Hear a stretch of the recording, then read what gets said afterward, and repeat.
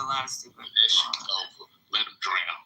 Like, you gotta think, like, at a certain age, somebody's made a constant, they have made a decision, this is gonna be their worldview. Like, we all pretty much form like how we gonna live our lives in our early 20s to 20s.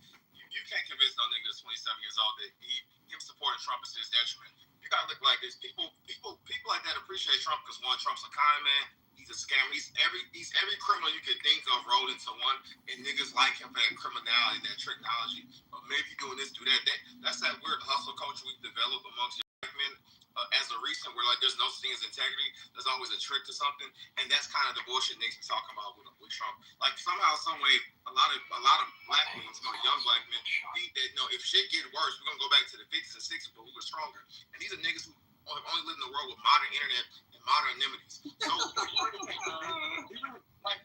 you argue with a nigga who grew with these stuff internet about going back to the times before that. That niggas don't want to live a life.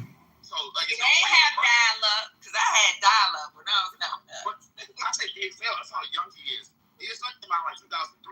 This is somebody who was like literally 5 years old in 2000, like in 2003. This person was born in what, 90? You're exactly right, and these niggas are looking at it from an internet, a Wi-Fi lens, high-speed Wi-Fi lens.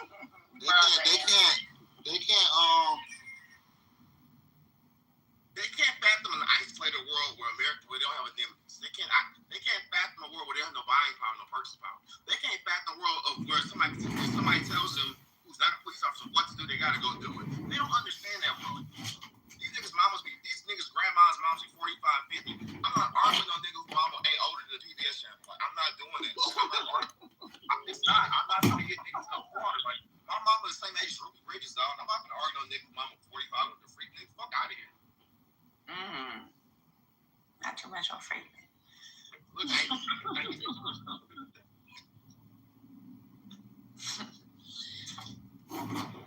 get what you guys are saying about the younger crew, but I guess my question is, being an older man myself, are we still in the young times when we were young?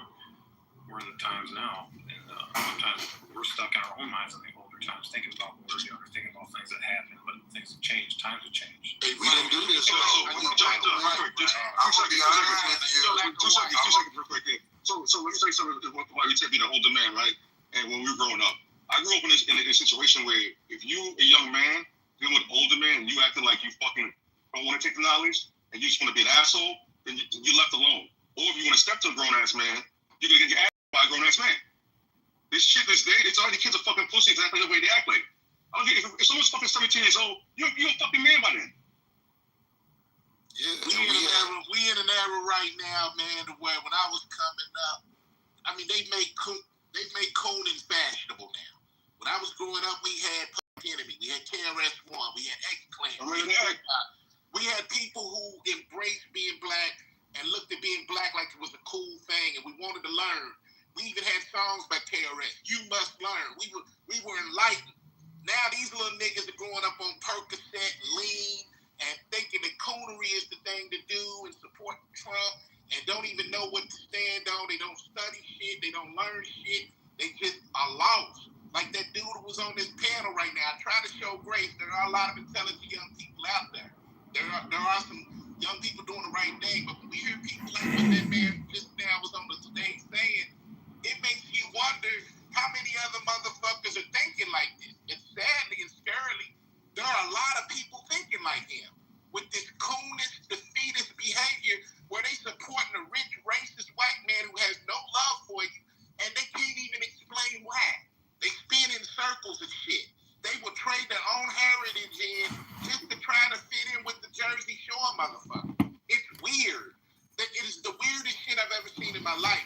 There is no knowledge whatsoever of even trying to have self-preservation for these motherfuckers. They don't want them to sit here and coon all goddamn day. I don't know if they get platforms and they're paid to coon, if they just trolls that are put here by the clubhouse founders. Who the fuck knows? I'm scared of where this shit's going. It's cooning shit and it's sitting here and but I do think we gotta work on our patience with these young people. Let's stop now. Honestly, I do think we do need to work on our patience with these young people. So I do agree with Ryan. Now, if ahead. So bring him back up, Patty, so he can make himself. But Ryan, are you white or black, Ryan? I gotta ask. Don't do that now. It's all good. No, it's all good. Lil Yachty. Remember Lil Yachty said that nonsense about. No, I want to know if Ryan is white or black. No, I don't care if he's white or black. That's not the conversation. I care because it's white man. Just go on mute and let Black Freedom speak real quick. Yeah, I was just going to quickly build on it because, like, I mean, even if you weren't actively supporting, I'm a lot of. Okay, what is He's mixed. It doesn't matter. Just go on mute. Yeah, he got the white man view. Don't do that because most of the moderators that run this room. Matter of fact, people that run this room are fucking biracial. So I don't have a problem with that. I'm talking about him. He got a white man. Let's. Okay, so what? Yeah, so it ain't the same. That's what. But what? So what I'll just quickly say is that, just to add to that point, I don't even think people should just, people aren't required to actively be for the cause. There are a lot of people, who aren't for the cause. It just becomes concerning to me, particularly with this younger generation, where they're actively like against things. Like, you can just be quiet. So, for example, I'm sure folks are familiar with what Lil Yachty said on one of his tracks. Just completely disrespectful to George Floyd in his memory. Like, just like motherfuckers actively saying shit that like is not just cooning, but is like just anti-black as fuck. And these are just coming from black folks. Something happened. I mean, whatever you think about Drake, I mean, but when you have like on certain tracks, him saying "beat your ass like American slaves," like what the fuck is this shit? Like, it's the weirdest shit that I've never seen it before. I mean, I'm not that old, but this wasn't happening in the 90s. This wasn't even happening in the early 2000s, where people were just being like deliberately anti-black on tracks. And I just want to say, and even when y'all talk about when we were young, no, we didn't do this. We had the chance to vote. If you're 40 or late 30s, you voted, for Obama probably your first or second time. We could have, chose to go a different way. We did not. These new young people are different. If you just listen to what he was saying, he couldn't be told anything. And then when you look in the chat, comprehension is not in the room.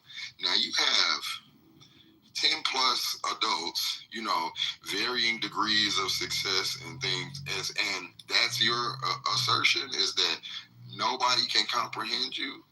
That these young people are different. They are way, way more indignant and way more entitled than we ever were.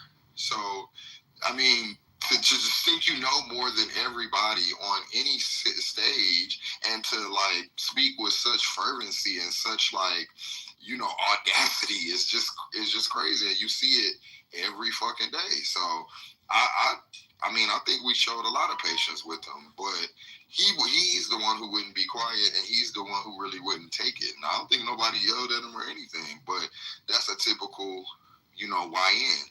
But like they said, if you take this back pre-internet, they can't survive.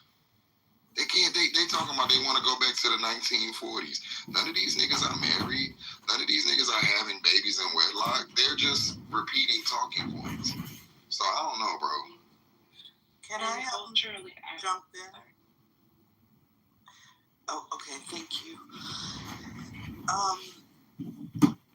Yeah, I understand the level of cynicism, right? The accelerationist argument is basically saying, government doesn't work, it hasn't worked, it can't work, so just blow the whole thing up. But I think the one of the big things they're missing is the scale of human suffering seems to really be glossed over in that scenario. Like in this imagination where, okay, America just ends and then tomorrow we have something better or whatever. Like that's not really how it's going to work. And I found it really troubling, the metaphor he used, right? Where the American people are DV victims who have been abused by their government, and Trump is an even bigger abuser who's going to hurt them even more and get them to realize, like through the means of government, and get them to realize, oh, this is abusive and I need to get out of it. Like, I don't really think that metaphor stands. So I feel like if your primary motivation is not to reduce human suffering, then I just don't know, like, what we're doing here. And I also think something that's missing is an understanding of how a dictatorship works. So, like, this idea that somehow under Trump or those closely aligned with him, that things are going to get so bad that eventually the people just rise up and it all is over. That's not really how dictatorship works. Like, once they're in power, they can stay in power for many, many decades. And it doesn't matter how bad things are or how bad you want to get out of it. Like, they're in control and they have the guns, and that's how it works. It took a world war to get Hitler out of power. Exactly. Yeah. Exactly. So I think they're kind of, maybe they're not really students of history and understanding, like, the scale of the things that they're actually talking about. The last thing I'll say is just about the connection between, like, evangelicalism and white supremacy. I mean, I'm sure so many of you know the quote by Martin Luther King about the Sunday morning church hour being the most segregated hour in America. And if you look at what a lot of these evangelical and Catholic churches are teaching, it is very closely aligned with white supremacy and with patriarchy. Under the church system, like the modern day typical white church, it's basically all white people. All the white men are in charge. Women play a very, like, secondary, non-decision making role. Very few people of color are empowered in any kind of leadership except in their own personal homes. So when people talk about all this, oh, there's going to be, like, a revival in America, and there's going to be this, and there's going to be that, like, when they talk about following God and Jesus, like, they are imagining a very patriarchal white supremacist message. So I'll just land there. And I'm glad you said that, because a lot of what's happened to, like, with Black people over the past few years, particularly guys like, Umar Johnson, Tariq Nasheed, this is a peel back to the 60s or the stronger time period when we had less rights but more unity. And it kind of plays this evangelical nonsense of a pure time when people are much more simpler and the Black folks live in the tracks. And I don't think a lot of these younger people understand what they're exactly asking for or what they exactly believe in. They don't understand the idea of at one time Black people had much autonomy outside their own house. And even then, somebody come barging out and take what they wanted from you at will. They're not from a world where there was a black side of the train tracks and there was a white side. So this appeal they have for this world they want to see just doesn't exist. And they lead themselves down. They lead themselves back into a segregated burning house this time. So just with that, a couple of things. A lot of these kids are raised and taught in a bubble of, like, a post-racial society. If you have any children under the age of, like, from, like, 10 to 15, 16, you will have seen their curriculum and what, like, especially if they live in, like, a liberal town, what schooling that they go to. And I think a lot of them leave school and realize that we don't live in a post-racial society and don't really know how to deal with it. I think the death of expertise, everybody thinks that they know what they're doing because they have TikTok and they saw a couple of videos or went to YouTube University. It's really funny, like, a lot of these kids want to tell you what to do with the internet when some of these things are, the things that they're using are things that you built. They have a get fast approach where they think that we just don't know how to do it fast enough, and they have some secret code that's going to get them richer and quicker. And lastly, they have no idea. These kids are on Amazon Prime. They're on Discord in these little bubbles. They have no idea what struggle looks like. Missing the bus and getting their jeans wet, not getting what they wanted. You see them crashing out in school because somebody took their phone away. What are they gonna do in an anarchist situation? They have no idea. They have no idea. Crystal, do y'all realize that if the government wants to, like if it's going to be a dictatorship, the government can just turn off the internet and that's it? Do they realize that?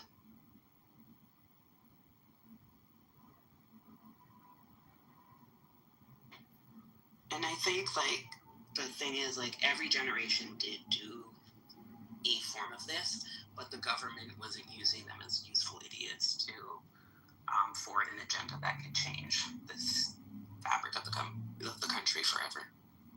That's just my opinion.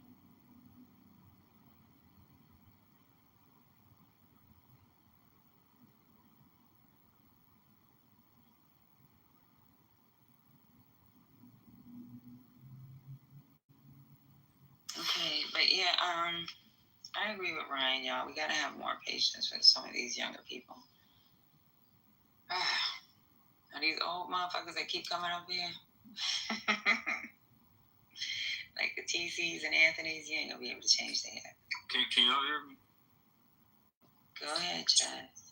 All right, now I'm gonna try You to. gotta change your name because that's gonna keep thinking I'm talking. I'm gonna call you Jay. That's cool. All right, I'm gonna try to start off with this.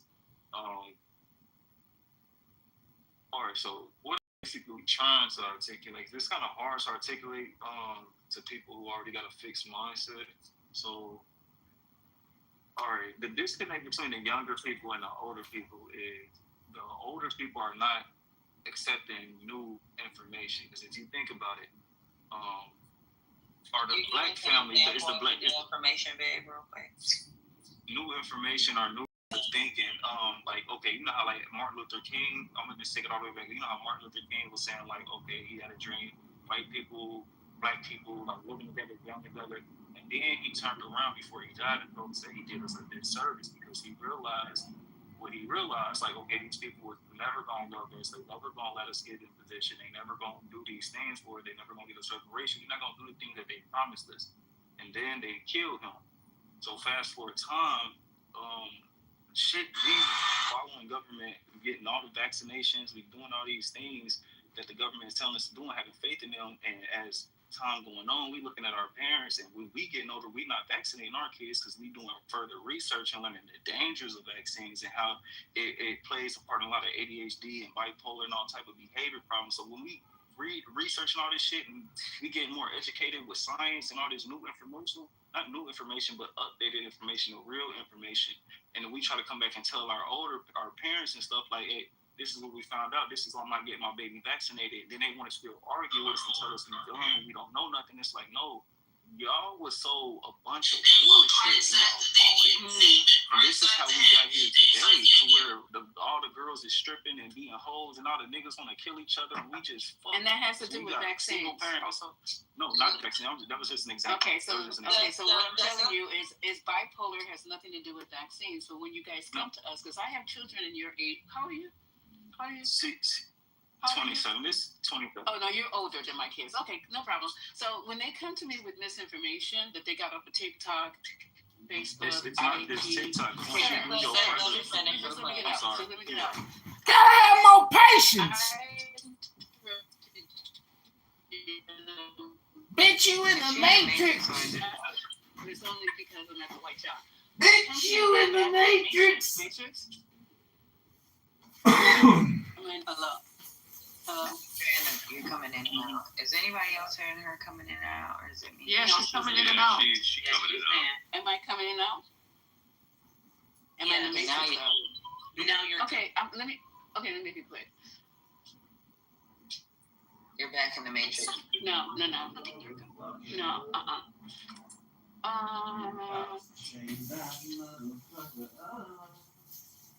in the Matrix again, Lisa.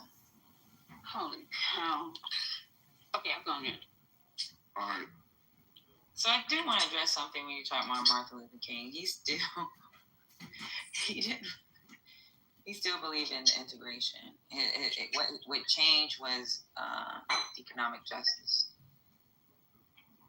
That's what it was. You said Martin Luther King? Yeah, and militarism. And it wasn't separation. He never turned to separation. Okay. Yeah, there's a book you can get called Kingonomics by Dr. Rodney Sampson, and it takes a look at the economic philosophy of Dr. King in the last years of his life. I'd recommend it. Yeah, he still wanted us to be able to integrate. It was more about economics. It was about systematic racism, and I think he was becoming more militaristic, right? Yeah, and I ask you this: what is racism? We're not gonna go down that rabbit hole because there's gonna be a big. Now, okay, I'm gonna just say this: economics definitely has racism has a part to play in economics. Racism is systematic. Thank you for that. And Thomas Sowell has some good information on economics too. Yeah. So basically, what I was basically trying to say is, say your whole family get kidnapped, right? And the kidnappers have y'all live by these set of rules. And everybody's just, like, your whole family is just living by these rules. You have kids, and then your kids raise their kids to obey by these rules. It's like, this is the generation coming after me. We realizing that we have been fucking kidnapped, and we need to stop playing their fucking game. This is fucking sick. That's what I'm saying. So I want to say I like Trump, what Trump is doing, because Trump is fucking tearing this shit apart. This is what needs to happen. This not what needs to happen. So, Jess, you brought up Martin Luther King, right? You ever heard of the Poor People's Campaign? Yes. So I want you to Google Poor People's Campaign and look at what's happening today, right? So, like, at that time when, with the Poor People Campaign, or even the book that he recommended you to read, he started to realize, like, white folks want to support us when it comes to civil rights. But what is it? Their support is going to be fragile when they feel like they're going to lose power to resources. And that's what's happening now, right? So, like, I always bring up these little Psychology Today magazines and all this shit, the support for Donald Trump, white young men. It's their access to resources, their access to power. They feel like they've lost that. They don't see us getting hosed. They don't see us sitting in the back of the bus. But they ignore the other difficulties that's going on, right? So because they don't see the fucking, they don't see that. They don't see dogs biting our kids and shit. They don't see kids getting rocks thrown at them going into the schools. They think that we're on equal playing ground. And now they think we've taken their resources and they don't have power. And King predicted this in the end.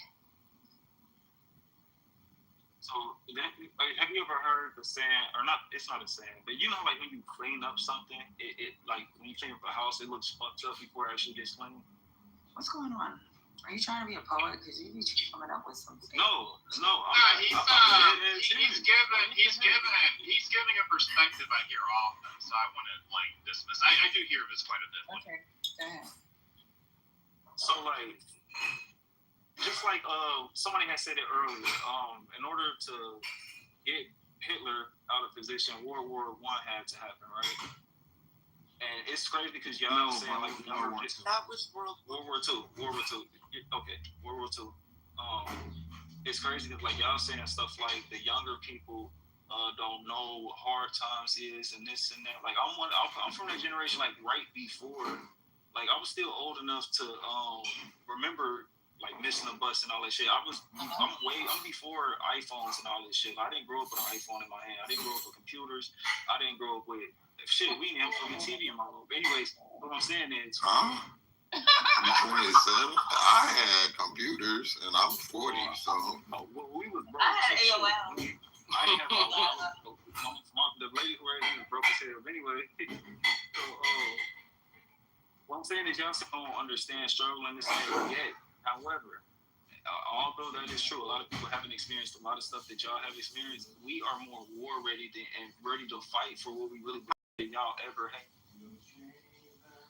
We are more like the energy that we got towards each other, how we killing each other. We really want to take this towards the real opponents, but we don't have everybody backing us up, especially our elders. Y'all don't really want to die about this and really make a way in a different life for the people that's coming after us. Y'all don't really want to die about this shit. Y'all playing. Yo, let me just say something to you real quick, because I just want to hold on 1 second. All right.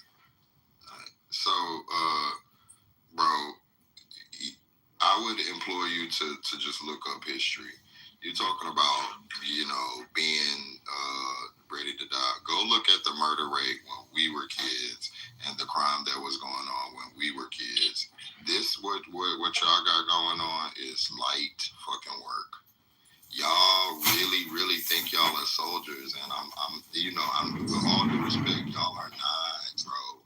Y'all have luxuries that we do not have, and y'all think y'all are ready for war. Y'all don't even understand what war is. Y'all have not had a crack epidemic. Y'all have not had the things that we have. We are the byproducts of that. Y'all are not the byproducts of the crack epidemic. You're not. You're not, and that's what we are. Sir, let me finish. You are allowed to talk. I mean, this is telling in and of itself. We allowed you to talk. Now I'm just interjecting to give you some information, and you don't want to take it. But what I'm telling you is you're abreast of what's going on right now, and you're talking about y'all are soldiers and y'all are killers. Y'all aren't. Y'all do a whole bunch. Let me finish, bro. This N-word is a killer. Y'all do a whole bunch of internet banging and a whole bunch of, chatting. Y'all do a whole bunch of cyber thugging, and then y'all do this drill music. This does not make you soldiers, and more importantly, it doesn't make you politically aware. You're just making noise, and you're an example of it, because the things you're saying have no real basis in reality. You talking about, look how we killing each other. We really want to bring it to somebody. That doesn't make sense, bro. And you really need to slow down and rethink what you're talking about. Yeah, I don't know. I mean, I think this whole idea of dismissing generational experiences, how they see it, is dangerous. And look, they lived like Cole did. They lived through Trump. And they honestly may have a better perspective than many of us do, because the world now is closer to how they see it than it is broader experience we had. What we know from 20 and 30 years ago isn't as relevant today because of Trump. Normally it would be, right? But the experience they have may give them a more realistic perspective in a lot of ways. May I say something real quick? Because I don't know. So real quick, we have grandparents and parents who lived through Jim Crowism in their particular states, where they were virtually police states, right? Like you had to go be inside at a certain time because crackers would kill you. So if anybody has a sense of what we're living through, it would be older folks who actually understood that, listen, if you spoke a certain way, if word got out that you were, talking about the white politician in town, people would show up to your crib and it'll be a different kind of story. So I hear where CEOs coming from, especially in terms of technology and things of that sort. So, and I was talking about Gen Xers, just to be clear, not babies. I understand, but I'm also speaking about folks just older versus younger, where as just a general matter, and even when it comes to Gen X, they understand what these stories are because their parents and their grandparents were telling them these stories. They're the byproduct of their struggle. All right. Final point. I don't want to dismiss a few things. One, we have a concerted attack by this administration, state legislatures, state governors in red states to eliminate Black history in our schools. So any possibility of folks understanding what our history is constantly being attacked right now. What in South Carolina, when they got rid of, I'm looking at this matter right now, South Carolina, where they were doing the AP African American Studies program, there was a lawsuit filed. I'm not going to say who filed it, but basically it's a public record. But there was a lawsuit filed, and the court dismissed it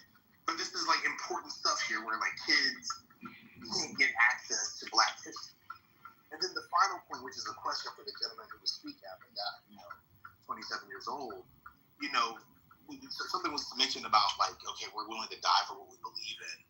Question and a point. I'm not really clear about what the younger generation believes in. When my former professor who died a few years ago, he actually was around when Malcolm and Martin were alive and actually worked with them directly. He would say that, like, even though everybody wasn't an activist, everybody knew what time it was. Everybody knew what direction we were trying to go in. All right. I don't know what this younger generation believes in to even fight for. And then finally, we have to get out of this mindset. So I'll be curious about what y'all believe in that you're willing to die for. And then secondly, the point here is we have to get out of this mindset that, like, your commitment to a particular political struggle is your willingness to die for it. If anything, you should be willing to live for something. Live for a better future. Live for a better tomorrow rather than die for it. So I'll just be curious about what this younger generation actually believes in, that it will be willing to either live or die for. Well, I'll say this, and my whole thing I think Fuji wanted to speak. He has been waiting. Okay, appreciate you. I'd like to get in line too. At this point, y'all gotta realize y'all talking to a generation of people who are purposefully, like, historically illiterate. Like, it's not that they don't have access to information. This is what they just choose to engage with. They know exactly what they're saying is wrong. They know exactly what they're saying is stupid. I'm pretty sure Just has read both sides of the argument. He actually if he's made to the age of 27, means he had over 12 years of public school system education. They had history classes. So we're arguing with people who just they are living in a world. They have made an alternate universe. They made an alternate version of history. We can't convince these people.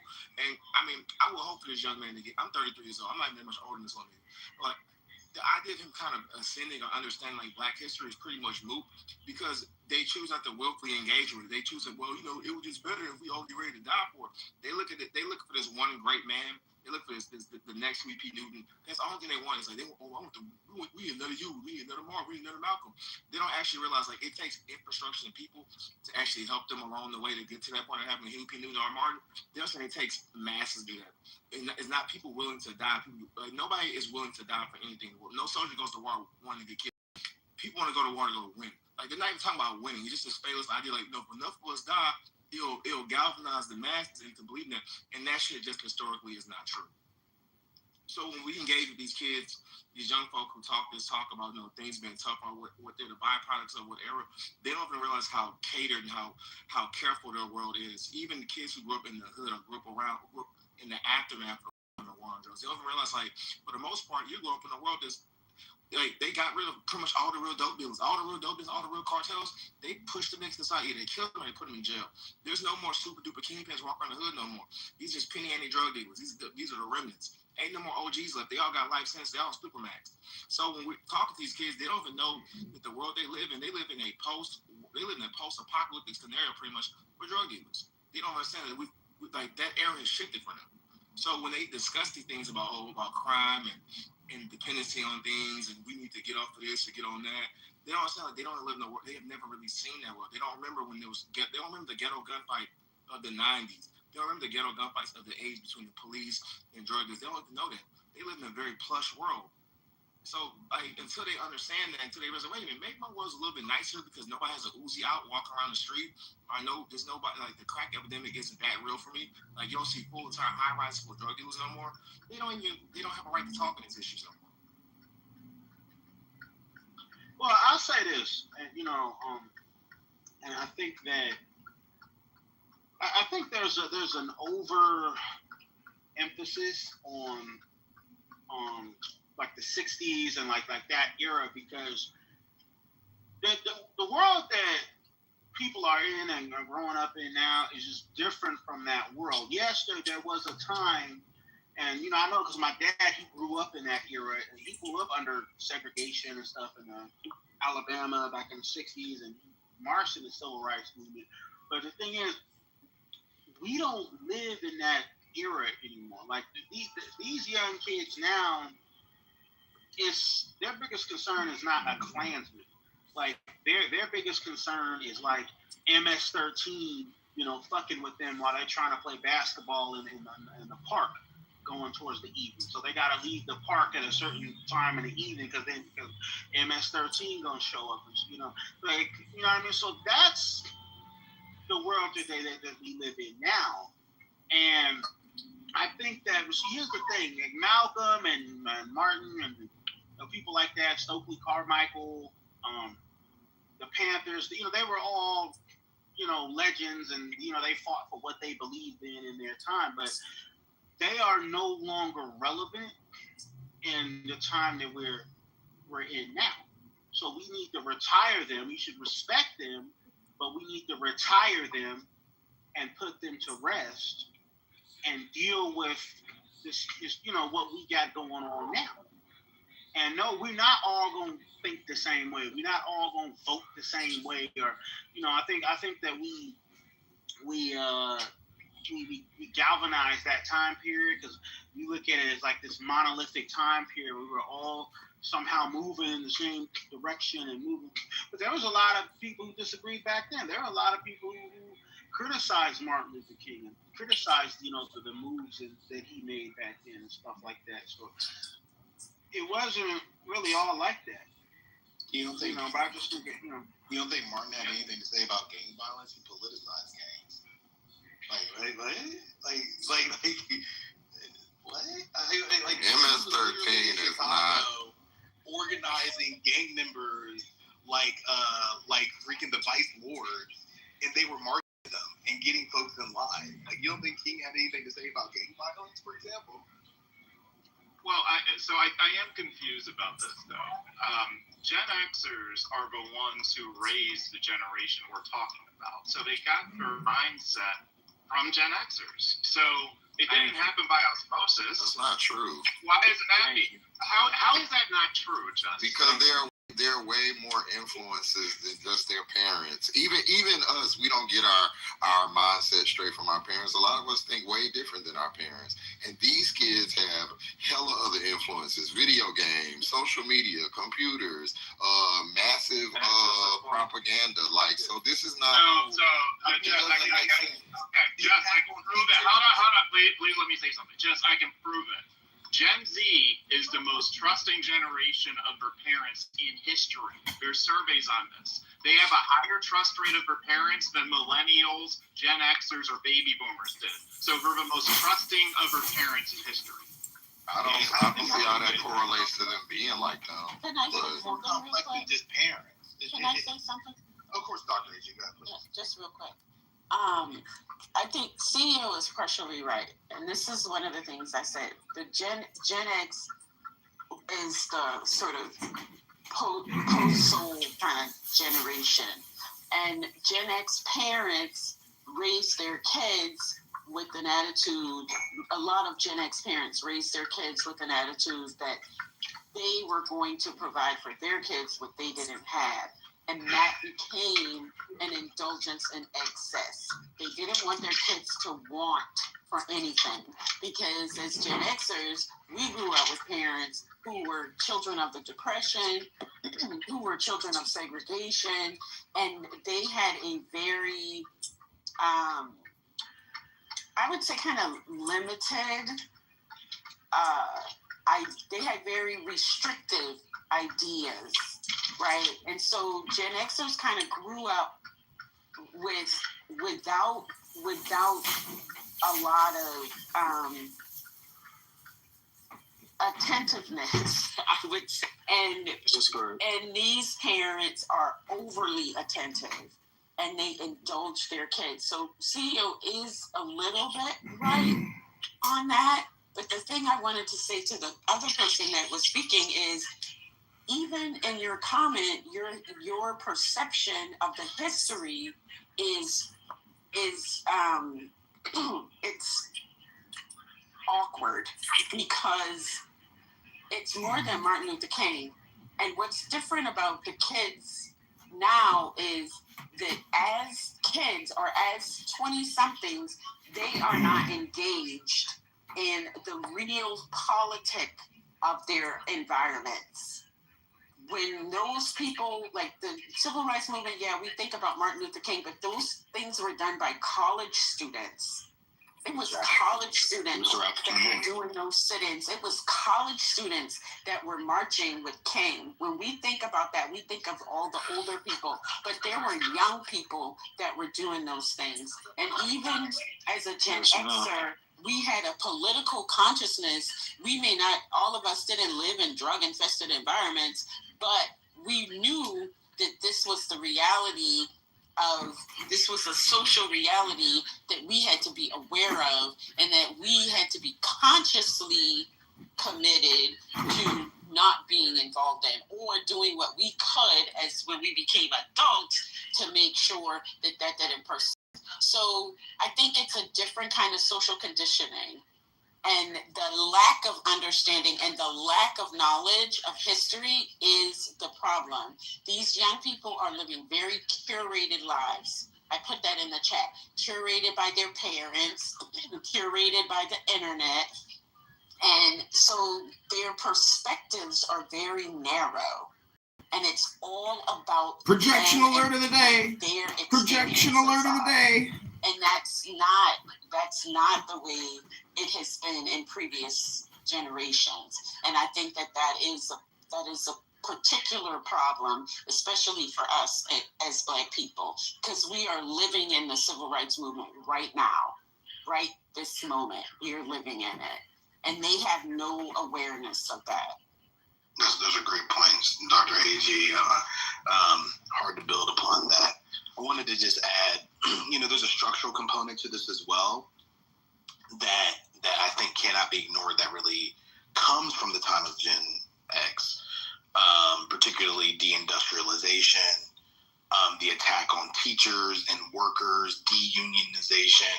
These are spaces where folks are becoming politicized, along with what I believe is the increase in higher education as you begin to see more Black folks enter higher education. During the 1950s and 1960s, we know that going to colleges and universities didn't cost nearly as much, not even close to what it costs now. But you begin to see the increase of higher education over time as more Black people get enrolled, and when you begin to see Black studies and ethnic studies and Chicano studies, among other things, come into academia. And I think that's deliberate to make college and going to college something that's so highly coveted and something that you should pursue to ensure that your family, specifically your family, is good. And Dr. A.G. made a great point, which built upon CEO's point, that, it very much was like, hey, listen, we need to make sure that you had that I didn't have. And I think to a certain degree that, not the analysis, but that approach is a very kind of individualized approach when it comes to raising children, as opposed to kind of understanding a kind of collective obligation.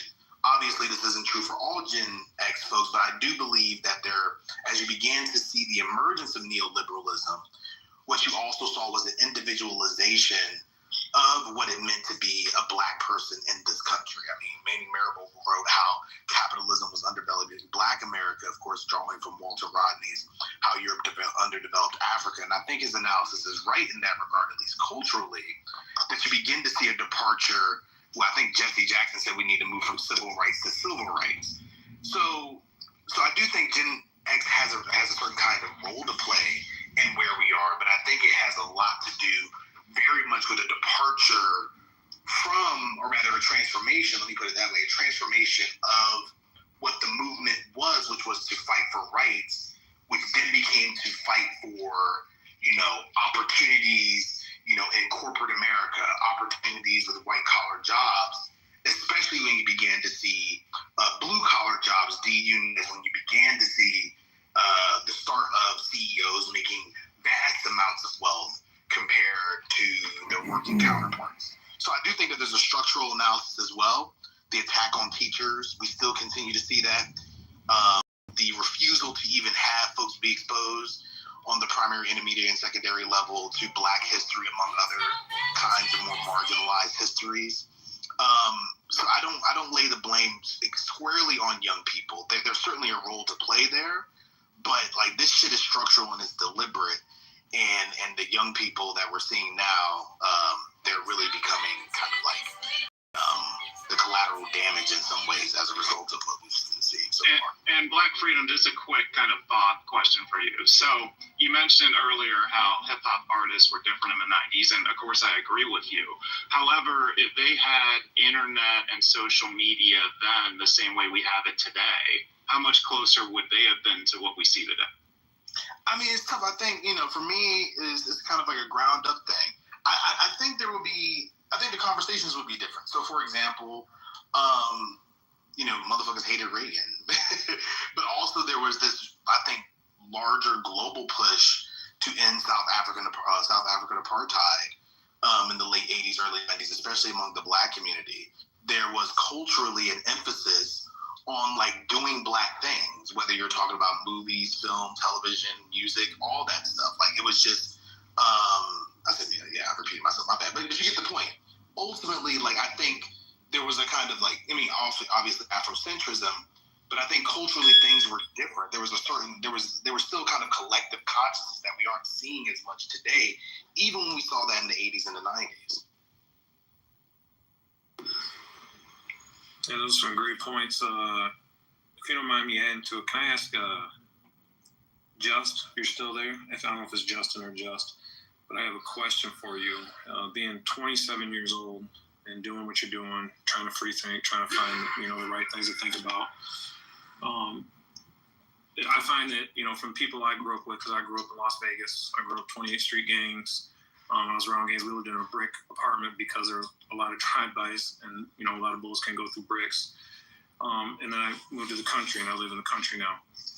And my question to you is, I've seen in my life where economic disparity, has crippled all people, colors, whatever you want to say. Yeah, maybe while he deals with that, I'll just jump in. Are you back? Okay. I'm thinking about the legacy of the No Child Left Behind policy that Bush implemented in 2002 and then was replaced by Every Student Succeeds in 2015. So that would have been the entire time that just was, people in his age group were in school. And the way it really focused on test outcomes. And so things like teaching to the test and how that kind of narrowed the curriculum, because I believe those tests were focused mainly on reading and math, among other things. And if I could just quickly add it, defunding schools. Right. Funding's what we need. Exactly. It's coming. Yeah, so there was less teaching in topics like, social studies and history and things that we've been talking about. And then, the long-term effect being that non-tested subjects were de-emphasized or cut entirely. And that's particularly in so-called underperforming schools, right? In low-income districts. So you know who that is. I just wonder if all of this might have to do with, younger folks not having the same education that maybe some of us older folks had in terms of the history and stuff like that. Sorry about that, guys. Yeah, that's great too. Let me and I'm gonna get off here. Thank you guys for broadening my understanding of what goes on out there in the world. Thanks for teaching me something today, even though you didn't teach me nothing.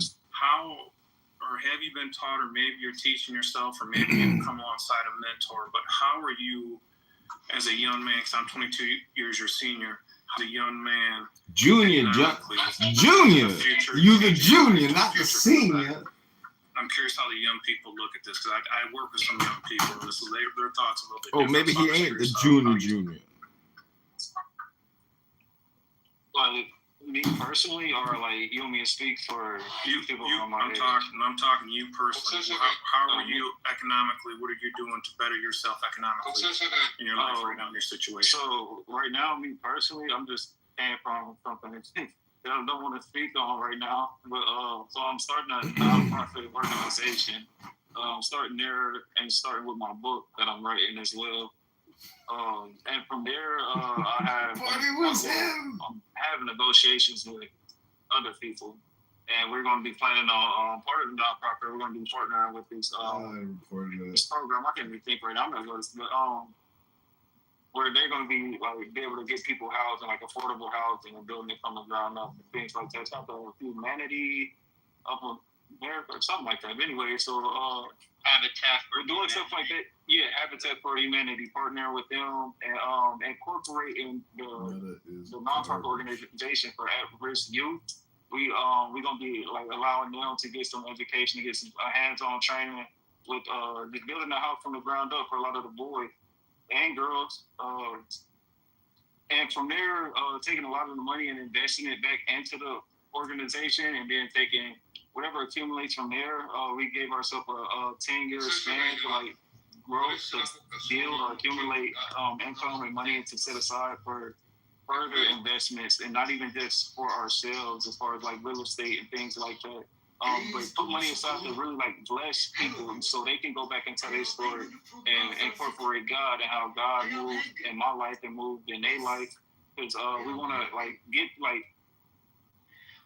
start people off with a fighting chance of owning property. Like if I could just put myself in position and leveraging the people that's around me, because I got some real good people around me, and we can get properties to just bless people with. Like say if a kid goes a certain amount of days without getting expelled from school, like a kid that's usually bad, like I want to turn incentivize them and give them something to really look forward to, so they can be like, okay, I can't own a house, and it's something that I could either build upon and sell it, or keep doing it and get into real estate, or it's something that I can have as equity, something I could pass down to my kids, things like that. So that's really, as far as I'm looking at it following my purpose, and the income, residual, everything's gonna come from there as long as I follow my purpose and do what God put on my heart by telling my story. Because I am one of those YNs that y'all call, but I learned a lot, and I came from out of that. Even though I still got some of the ways, I got some of the attitude still on me. I still got a lot of work to do on myself. But yeah, that's how I'm looking at it. No, that's awesome. I love hearing how young people, their minds work differently, and that's exactly, you're seeing so much more stuff on the internet. You guys live in a different generation, so you're exposed to so much more than what I was exposed to. So my thought process when I was your age, a little bit younger, was just mainly self. So it's awesome seeing you wanting to help and give back to the community. But you hit it on the head that there's no bigger testimony. I believe in Lord Jesus too, man. He's my Savior. I try to be guided by the Holy Spirit. There's no more God than Him. When I try myself, it's a big mess, so I know He died for my sins, He's buried on the third day. That's what I believe. When I let Him lead, it's so much better than when I try to do it myself. But there's no bigger testimony out there than you doing it, and also putting into yourself knowledge, money, understanding of how things are going on economically, and if people can see you do it, and then you're a light to them because that's what they're going to want to do. So I would definitely encourage you to look into, as far as life insurance, IULs, something that pays you back, you can take loans off. You can get those houses. You start putting money in. I think if I'm not mistaken, you got to put in 2 or 3 years in there and you're able to take some equity out of that IUL, and you can start going and get you a house and then pay the IUL back. That's how you become your own bank. You get rid of that system. Then you start getting compound interest on your IUL. You can do so many things. You, as a younger person, have so many opportunities to make a change in your life and people around you that I didn't. And maybe there's some people that are older than me in here that probably didn't have the same thing either. I'm learning younger. As we're sitting here right now talking, you guys were talking, I'm trading stocks in the stock market. I'm just keep all the way down. What's that? Oh, I'm sorry. I thought I was on mute. I'm not working. Hold on. Don't take those chances. Anyway, just encourage you, man, keep doing it. I want to thank you guys for this conversation that we have here. So I appreciate you. I'm a firm believer in holding people accountable. I don't believe you can have them type of aspirations when you're literally supporting something that's actively and open trying to get rid of you and make sure that shit you're talking about is impossible. Like I don't want to be a Debbie Downer dog. I'm just gonna keep it on with you, nigga. You make no sense. Like I understand. Everything I completely understand. Like no, something for just you're asking to create this better world, but you're supporting policies and a person who actively and openly tell you, I want this shit to burn down. Dog, make fucking sense, bro. Can I just add a quick sentence to what Fuji is saying? Everything that you and Ryan have been talking about is based on a legal regulatory framework and this idea of rules that are applied fairly and can be counted upon to apply in the same way going forward into the future. So if we got rid of all of that, then all of these plans disappear. You realize that? I'm about to chain the boat up. So you're saying that the fair market that we have now, if we get rid of the fair market, that all these plans disappear? I would agree with you 100%.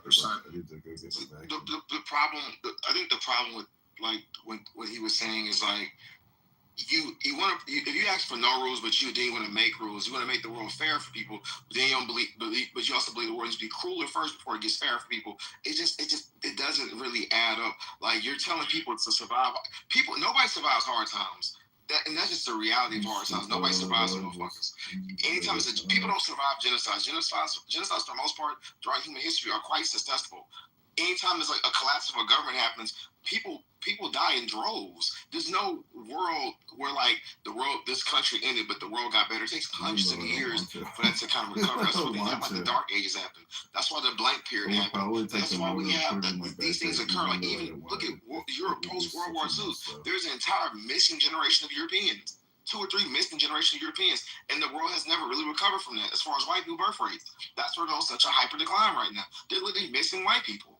So when we take into account like the idea of making the world better, you have to realize that people who are making the world better are usually going to be on the left, not people on the right. People who are conservative are not interested in the shit Justice talking about in no capacity. They don't believe poor people deserve food, housing, or a chance to better opportunities. This one you're kind of categorizing everybody and putting everybody in a box. It's the truth, though. I'm not categorizing somebody. Stop. I'm not categorizing somebody states and makes a 925-page fucking manifesto of how they're gonna make the world worse. That's not categorizing somebody. When over 70 million people vote for that shit, that is not me saying I'm categorizing people. When people actively go to rallies, support people saying we're gonna turn it up a notch. This guy here who just died, he's the reason we're gonna use this energy for him dying to make the world a much worse place for people who we don't agree with.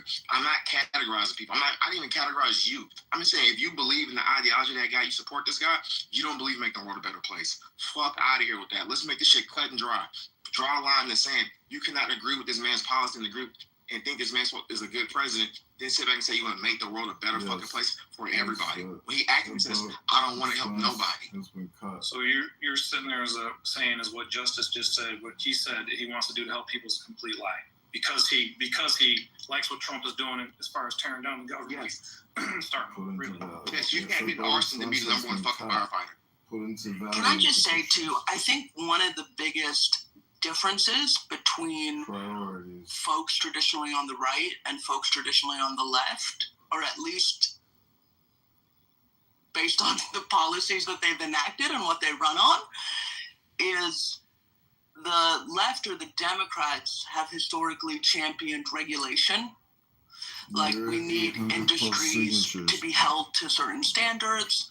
We need them to follow certain rules. You know, for example, the Democrats with the I'm sorry, I don't know the exact name, but the Bureau of Consumer Protection, the Consumer Protection Bureau, I believe, with Elizabeth Warren. And, you know, in the wake of the housing crisis on 2008, we need rules, we need to regulate. We can't let these people run amok. Capitalism's all well and good, but it has to be reined in by regulation. And then on the right, the argument is all this regulation, all this red tape, this is just hindering innovation. We need no rules. We need a free market. Let Adam Smith, invisible hand, let the market do what it do, and it's going to work out great for everybody. But what we've actually seen is people on the right who are backed by the billionaires, they don't want regulation because then it's easier for them to make up anything and do anything and cheat or whatever and not have anyone looking over their shoulder telling them you have to be fair here, you can't do this there. So then there's no ceiling on the amount of money that they could make. Whereas when you have rules and regulations on the left or the Democrats, there is somewhat of a ceiling. There are some rules, there are some guideposts, there are some fences, so that all everyday people can participate in that system, right? I can participate in the stock market or whatever. I can buy a house. And I know that there's going to be certain rules that protect me because I don't have the influence of a billionaire. I don't have the unlimited resources. So I need the federal government to step in and give me some protection from the wild, wild west, right, of the market.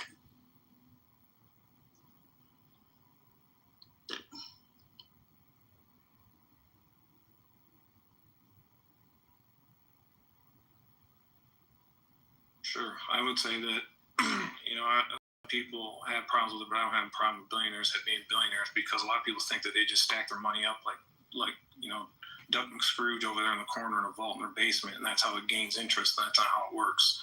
Innovation is huge. I think that they put the money back out there because they know if they put those billions of dollars back out there, it's going to return even more money to them than it would just sit in a bank account getting 4% interest. That's how millionaires and people in business think, and that's how their life thinks. So I personally, is just doing what he's doing is a very good thing. I think he wants to help his community on top of not just helping his community, but getting alongside people that mentor him that have done the things that he's looking forward to doing. And that to me is a huge thing. I never had that growing up, and it wasn't until I learned older. So starting out his age, I think he's going to be well past where I'm at now in my life. He's going to be well past that just because he's setting himself up in a position to succeed. But he's supporting. That sounds really nice. Yeah, let me just jump in real quick, Cody. Yeah, but y'all don't have all of this ideology and roses and strawberries. That sounds great, but that's not the world we live in.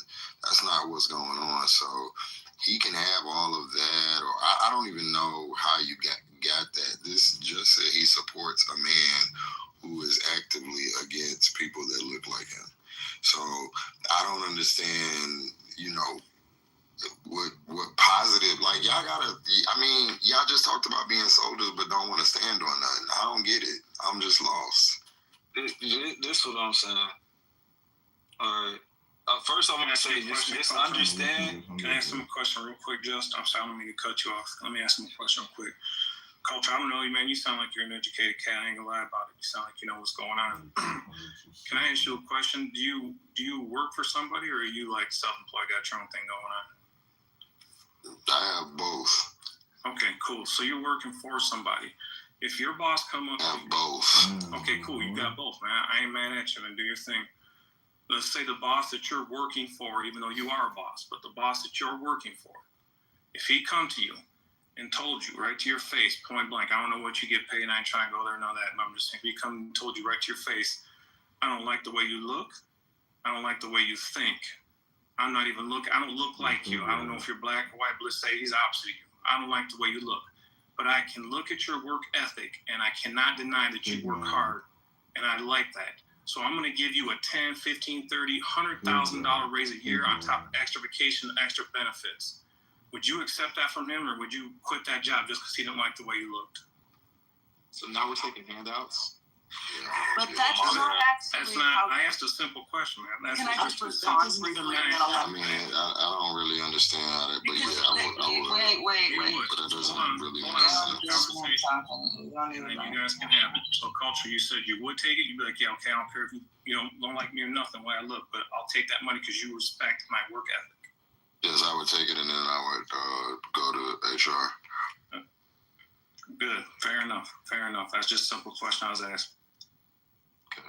But how does that correlate? Because I know some people, because I've dealt with people that I work with, and I asked that same question. The guy I work with, he's, we keep each other honest. He's on the left, and I guess I'm in the center, but right, whatever you want to call it. And I asked him that same question. He said I wouldn't take the money, and I would go to HR and try to get a lawsuit. And I was trying to understand in my mind that for me, I don't care what somebody thinks about the color of my skin, the thing I comb my hair, I got a bald head, doesn't matter to me. If I work my butt off and they recognize that and they're willing to reward me for my hard work, then I'm more probable to accept that and likely to accept that just because they recognize the hard work. I don't need you to like me as a person. I don't need you to like me because of my color. But dang, I put my butt on the line. I come in and give up my hours to get compensated for hard work that I do. And if you recognize that and you're willing to compensate me for that, then I've succeeded in that part. I'm glad you said that. Well, let me just say that, and that underlines exact your values and what you feel is important. You cannot disrespect me for no amount of money.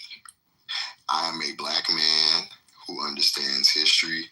I understand what people look like, what the people that in my own family lineage and in other family lineages and in other disenfranchised humans on this here landmass had to go through for me to even have the luxury of getting up and going to work today and being offered the option of a raise, for me to allow someone to disrespect me for some fucking money.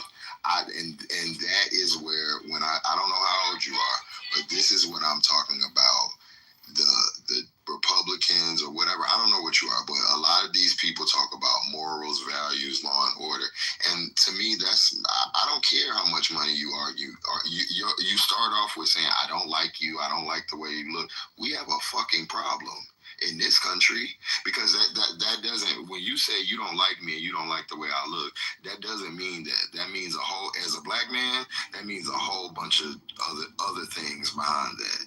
And as a Hispanic man, as probably a Jewish man, when you hear those words, that's not just, I think you're ugly, which is fine. But it's not just, I don't, like your personality, which is awesome. No, that's a dog whistle, or it's telling what I don't like you as your presence, as a race, as a person who has autonomy. I don't like that. So yeah, we got a problem, and then furthermore, I would still have to continue to work with you, so I would have to have some type of trust, and that just because you offered me some money, that doesn't mean that I'm gonna trust you and move forward with you. And I think that's the biggest disconnect that we have in a lot of these conversations, because y'all are saying that like that's valuable, and that's not valuable to accept money over anything, because that's just not valuable. You have to have some type of dignity, and honestly, if you have kids and you're a progenitor of other little bodies, you will want to take a stance, because that doesn't move the needle for them. You took the money, and now they're gonna go through the same shit you went through, and they may not get offered money. They may get killed, all because you were you were only thinking about money. So I think different. No, that's respectful. I respect your opinion, your thoughts, at 100%. The way I see it is that if I was given that extra money, even though somebody didn't like me because of skin color, my ugly face, whatever, I know that what I can do with that money in my side of my life and with my family and with the people around me and people that are hurting, I can help them a lot more. And then to me, that's where my heart's at. Sure, take me, beat me, work me down, talk me down, but if you're going to pay me to where I can help the ones around me that really need it, then that's what I'm willing to do. Well, I'm not interrupting nobody, man. I'm trying to talk. I'm just having a question. Go for it. Thank you. So, he calls him a man. That's where my that's Scotty. That's a man. A gay man, but that's Scotty talking. That ain't a woman. Talk about stripping billionaires. That's Scotty. Taking their money and giving it out. But yet some people are saying, and I'm not saying this is your culture, but some people are saying, take the money from the billionaires, give it to other people. Now they're the ones putting their value on that monetary. That's a take it man. from somebody else. What I'm saying, I could take it from somebody else to help people. It's kind of like a weird dichotomy to me, but I get where you come from, and I respect what you mean and what you're saying, Cole. Brian, there's economic science with billionaires. A large part of how businesses of scale and corporations operate really differently than household finance or small business is when you have billions and billions, there's barriers to entry, there's economies of scale, there's all these really important important economic phenomena that have been documented for more than 50 years. Of course, we don't steal from billionaires and make them non-billionaires, but we tax them a lot. That would be very sensible, because today their wealth isn't in salary, their wealth isn't in cash. They keep their wealth in strange ways. So Kamala's economic policy was a world-class economist. He was an economist at Stanford, and she's had some of the best economic policies out of any politician in U.S. history. She was just talking about, when you're a billionaire, you got to pay your fair share of taxes, because I think it was Warren Buffett that said, when I pay less tax than my secretary, there's something seriously wrong with this policy.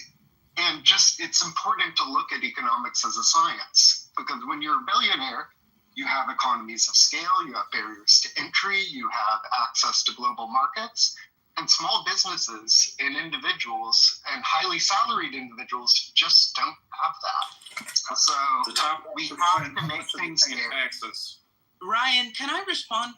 Okay, and then I'll go on mute. But the example you gave, where the boss comes to you and says, "Listen, I might hate everything about you, but I cannot deny how hard you're working, and so here's $100,000, right?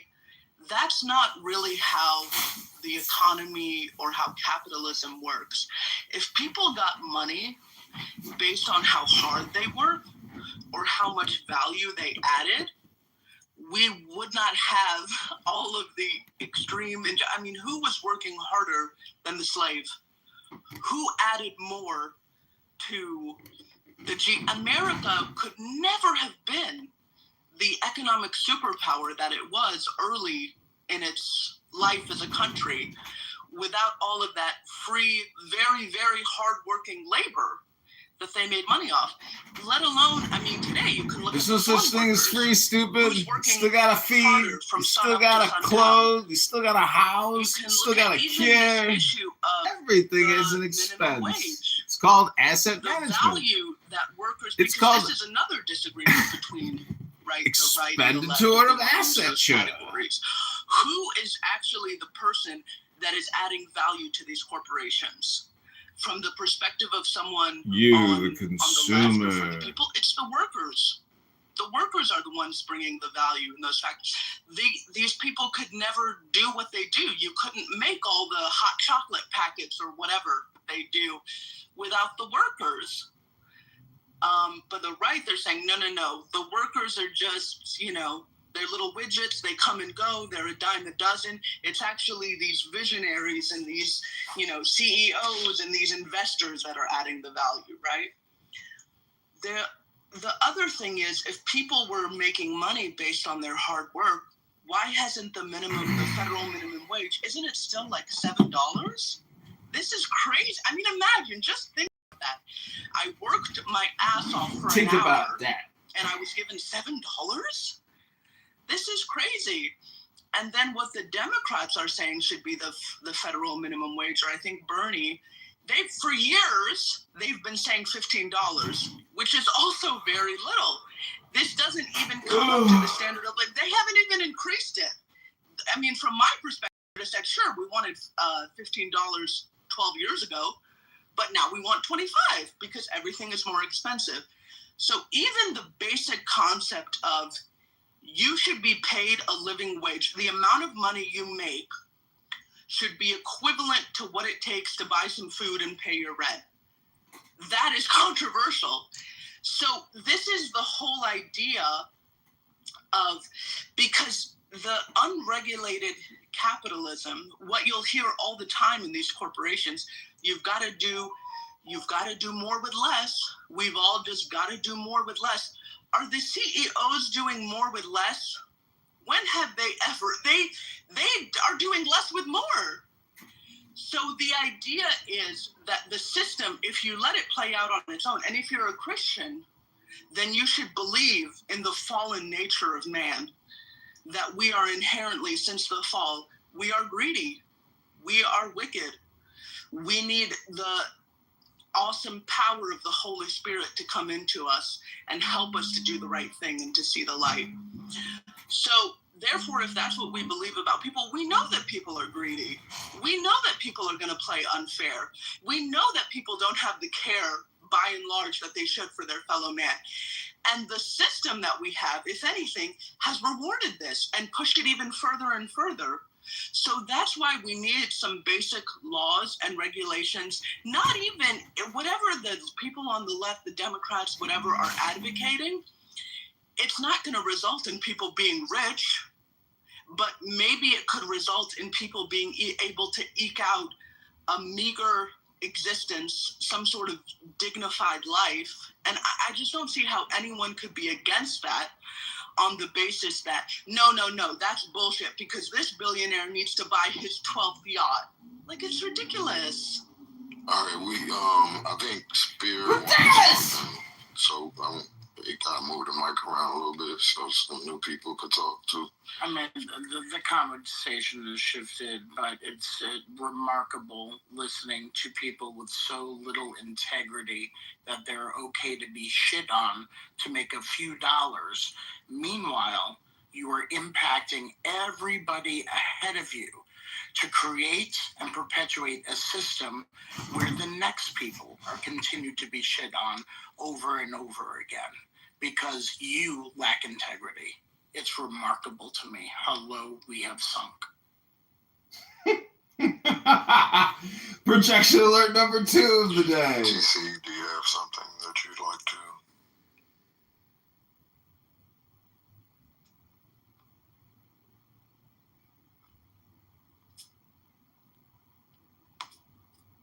Okay.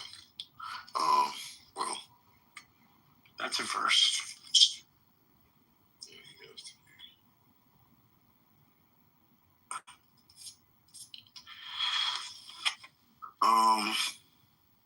Yeah, I don't know. I'm kind of confused. Just you're saying you agree with Malak, but she's not saying anything that aligns with what you're saying. So, is your mind being changed, or what's going on? No. So okay. Just before I speak, just understand that everything you haven't understood anything I said yet so far. So have I not understood, or have I just disagreed? Both, because you didn't ask any questions for clarification, and I noticed that. But so I wasn't listening to understand. I would only so, bro. We don't have to do like some classes. Listen, so let me explain something to you. You ask questions when you need clarification. Teach him the truth. If I didn't need clarification, there was no need for me to ask for clarifying questions. Furthermore, when you can't, you're qualifying that as me not listening to understand, bro. You're just using words that you've heard. You have to make them make sense. Just because a person hears you and understands the first time doesn't mean that they weren't listening. Like, so go ahead. I understood what you said. I just disagreed. So, I don't know if it was you or I didn't have my phone in my hand, but somebody had said something like, how can I be wanting America to fall, but at the same time I'm talking about building my community? And how does that correlate? How can I think both of those things at the same time, right? Was that you that asked that? I'm sure. I mean, that sounds like something me or whoever else. But my question to you was what I just asked. You had a very different opinion than Malek gave a submission, and you said she's cooking, which I agree with, but it doesn't align with anything that you said before. So because I'm sorry. Go ahead. No, go ahead. I'm done.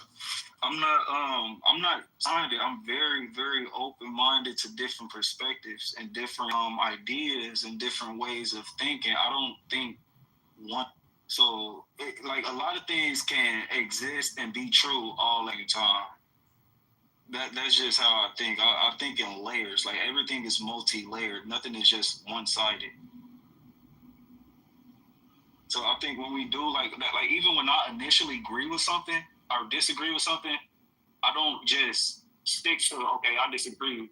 And the reason I might disagree because I'm disagreeing with something that may be true, it may not be true, but the fact that it don't align with the way I think, I'm not just going to just disagree and leave it at that. If I disagree, I'm going to ask questions to like really try to understand what the hell this person is saying, because I'm so in such disagreement. I'm like, okay, where did you get this from? Why are you thinking this? How do you think this helps? Like, I will ask further questions to gain clarification whether I agree or disagree. Or I could have heard this before, and you think your opinion is new on the block, but it's a generated opinion that I've heard a million times. So I was able to identify it, and I didn't need to ask any further questions because I already know.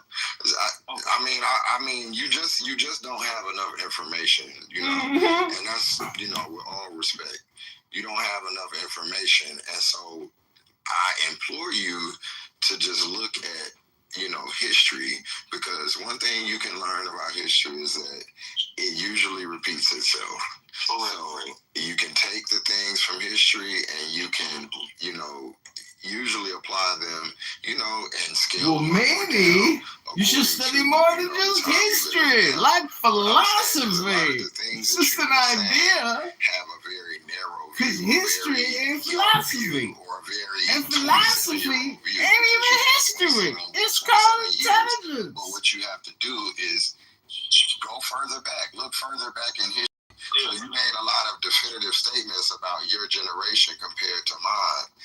And upon listening, you don't really seem to be informed about my generation or what was going on in the crack epidemic or under Reagan. So I would just implore you to look at those things and then do your comparative analysis and see if you come up with the same answers that you have now.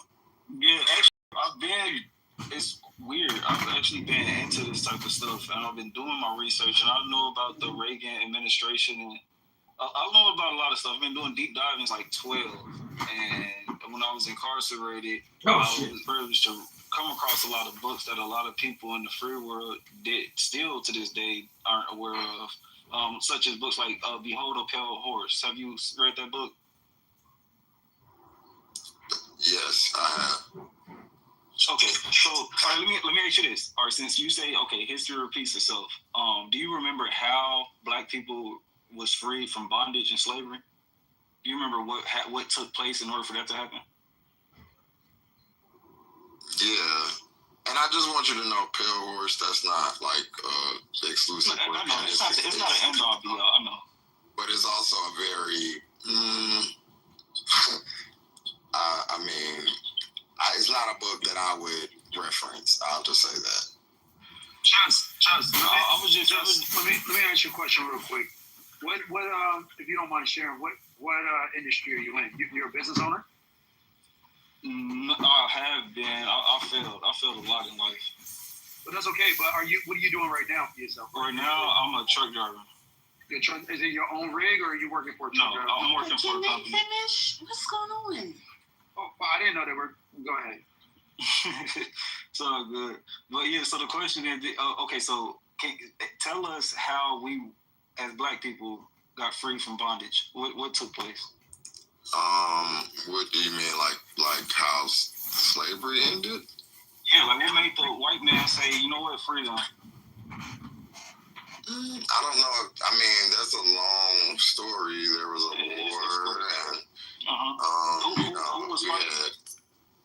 What do you mean? Who was fighting? The North and the South? Before that,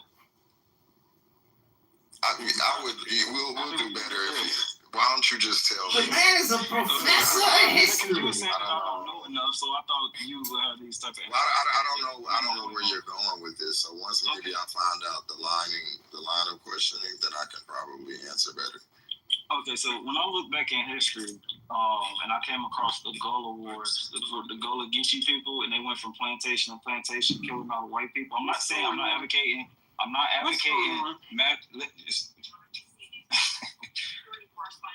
Let them talk to you. We went plantation.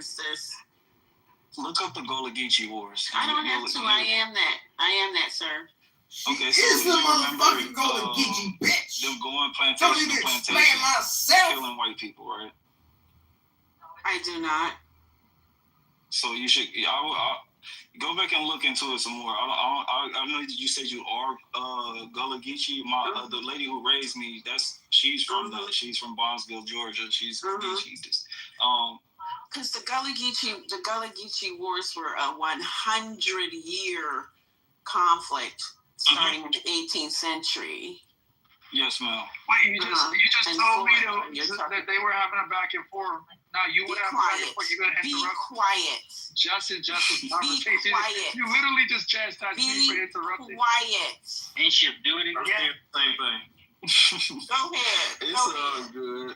So, basically, when I look at stuff like that, right, and all that bloodshed, just for us to be fucking not even still treated as humans, just for us to be free from slavery, all that blood had to be shed, and it caused a panic across the whole nation. They like, fuck, if they keep this up, they're gonna kill all of us. They couldn't stop us. They could not stop. They couldn't. So they had to free us, because that's what we were fighting for, to be free. So what I'm saying is, fast forward time. When has anything like that ever happened again in America? You mean just black people? Like, what do you mean, like physically, or do you mean as in just resistance? Both. I mean, many times. They go hand in hand. I'm talking about on that scale, to where it's so much chaos going on that laws had to be moved. Have you ever heard of the Black Panthers? You know what happened to them? But wait, hold on. Don't. Hold on. Let me just give you a little piece of it. What you're doing? Hold on. You're moving the goalpost. You asked me that I have an example of a group, forming some type of resistance and them making a law as a retort or whatever. Damn, what is the word I'm looking for? But they made laws because of it, and so I gave you the Black Panthers. So now what? Don't ask me. So what happened to the Black Panthers? Because that's not the point that you were making. So referendum was the word you were looking for, Justin. Okay. I don't know about that, but yeah, that's cool too. All right, so let me just try to bring my point home, because the reason I asked that question is because you chimed in and said something, and the conversation was about to go somewhere else. I know that's not where I was getting it, but that is what you chimed in with. Okay, so what I'm saying is, with the whole Trump thing, right? Fast forward time, like you said, history repeats itself. If we don't understand history, we're not gonna know what the fuck we hated. We're not gonna know what to expect. We have been doing what the fuck the government wanted us to do. We've been playing into their game for this long, and look how far it's got us, and look at the shit that we still talking about still to this day. We still have an issue with our government. Why? Well, and I know some other people probably gonna want to chime in, but before everybody does, I just want to say this. I think that you have respect for the past. So I would say this, and I think you're cool, so I'm not gonna I think that you just don't know a lot of stuff, or you don't realize, but I think it's rude, and it's very presumptive to say, oh, how far has it gotten us? Because my reply to that is very far. Do you know how we came here? Do you know what we came from?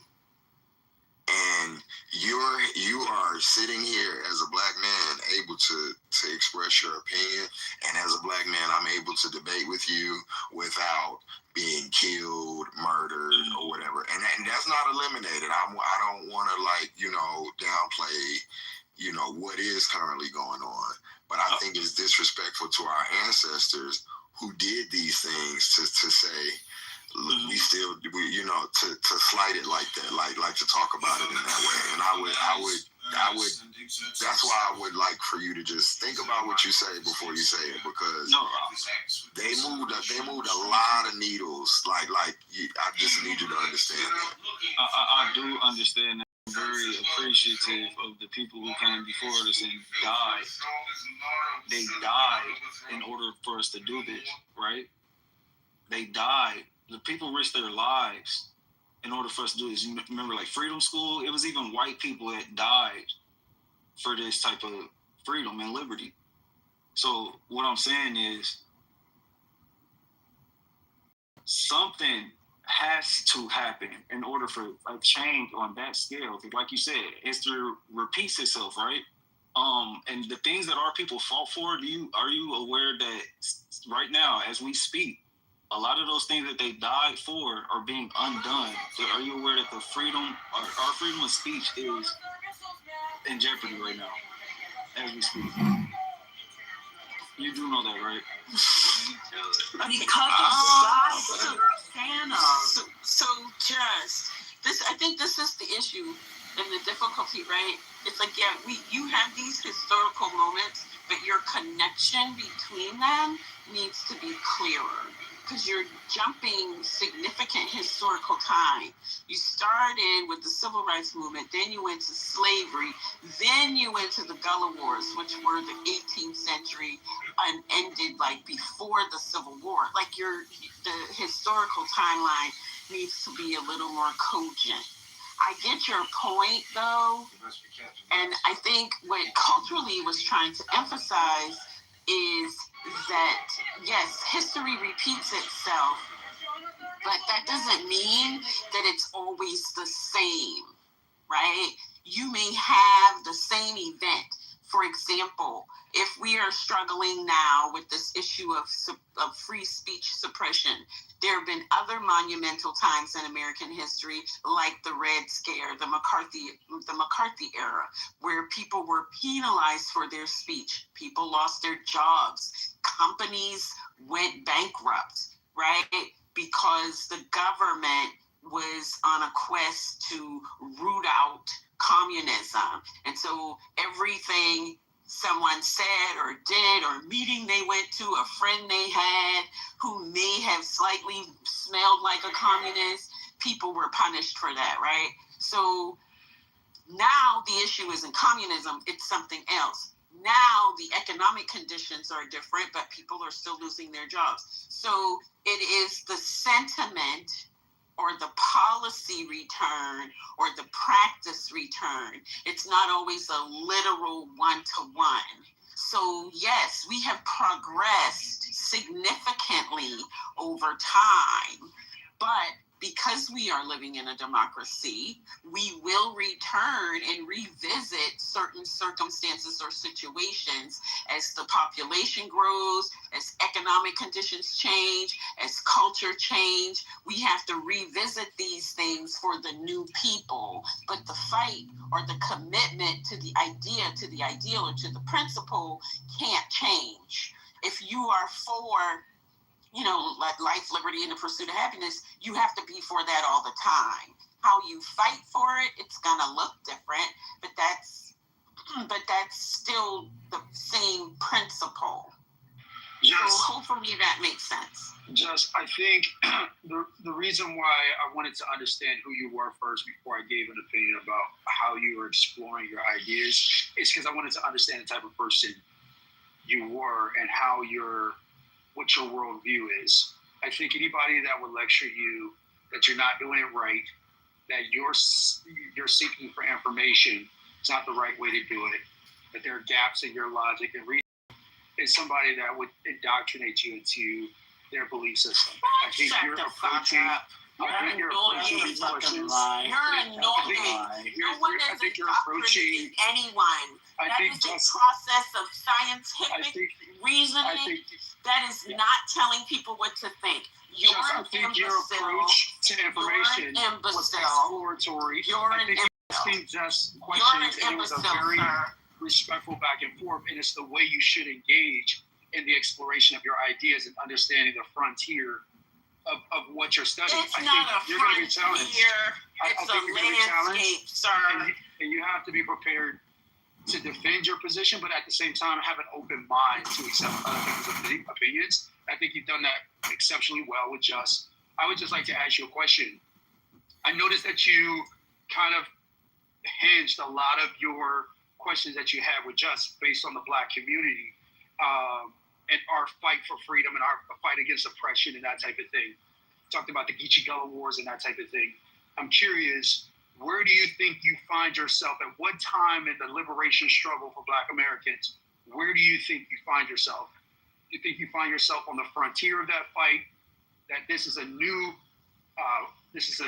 front to Black liberation? Or do you find yourself, at the end of the fight, having won it and starting to step over into the promised land? That question for me? That's for you. I see where I'm at right now. I see myself. I think it's stagnant. I think we are still, despite the changes that have been made. I think a lot of the changes that have been made were to pacify us. I think we have been very pacified and we've got very comfortable. But I think a lot of the same issues that we've been had, we're still having. Like, and what do you think the reason is for that? Because we are living on land that's being controlled by people who don't want to see us progress. They don't care for that. That's not their interest. And how do you see yourself regaining your sovereignty and your self-determination from the stolen land that the people that occupy this land lives on with you? Me personally? Yes. Me personally, in my own personal life, I'm just going to, like I was saying earlier, with like focusing on the younger people under me. I want to focus on building my community up, and like that's all I can do is what I can do. Now, as for like a whole, as everybody who live here, white, black, yellow, green, all of us as a whole need to stand up and actually do something. We're not doing anything. We like voting and all that shit. It's not doing it. It's not, because if it was doing it, it would have been done. I would challenge you, and then I'll give it back to the stage. I would challenge you to consider the voting habits of your people and whether that served your people well or not, right? Because I would argue that we have to critically analyze what are the beneficial outcomes from the decisions that we've been making over the last 30, 40, 50 years. I'm inclined to agree with you that we are at a bit of a, the word turning point has been used a lot over the last 2 weeks, but it's just an apt word or phrase to use right now. I do believe we're at a turning point culturally within Black America. We're realizing that our schools are no good. We're realizing that our people are too far dependent on the government for their sustenance, their well-being, their food and shelter. They're realizing that the political interests of the elite are not serving them well. They're realizing that their political alignment was a rising star. has been sabotaged by an agenda that takes advantage of that. Checked. She was a woman. I do believe we're at a turning point. What I would encourage you to do is I would encourage you to continue to explore those ideas. Look at it from the lens, and this is not me telling you how to do it. I would just encourage you to do it. Look at it from the lens of self-determination. What is your value system, right? What is your community's value system? Does your community value self-determination? No. Does your community value, well then you should change that, right? You should be able to exactly. So I think you should definitely explore what that looks like. Because self-determination for us for far too long has not been a value system that we've held, at least not for the last 40 or 50 years. But now we're having a renaissance. This time period, this cultural time period that we're living in, is revealing the true intentions of the entrepreneurs that's been exploiting our community, on the left and the right. To all the men watching around the world, against the left all the time, but I can be open-minded enough to know that both the left and the right has taken at Black Americans for far too long. You can look at corporations, advantage, the redlining and shit like that.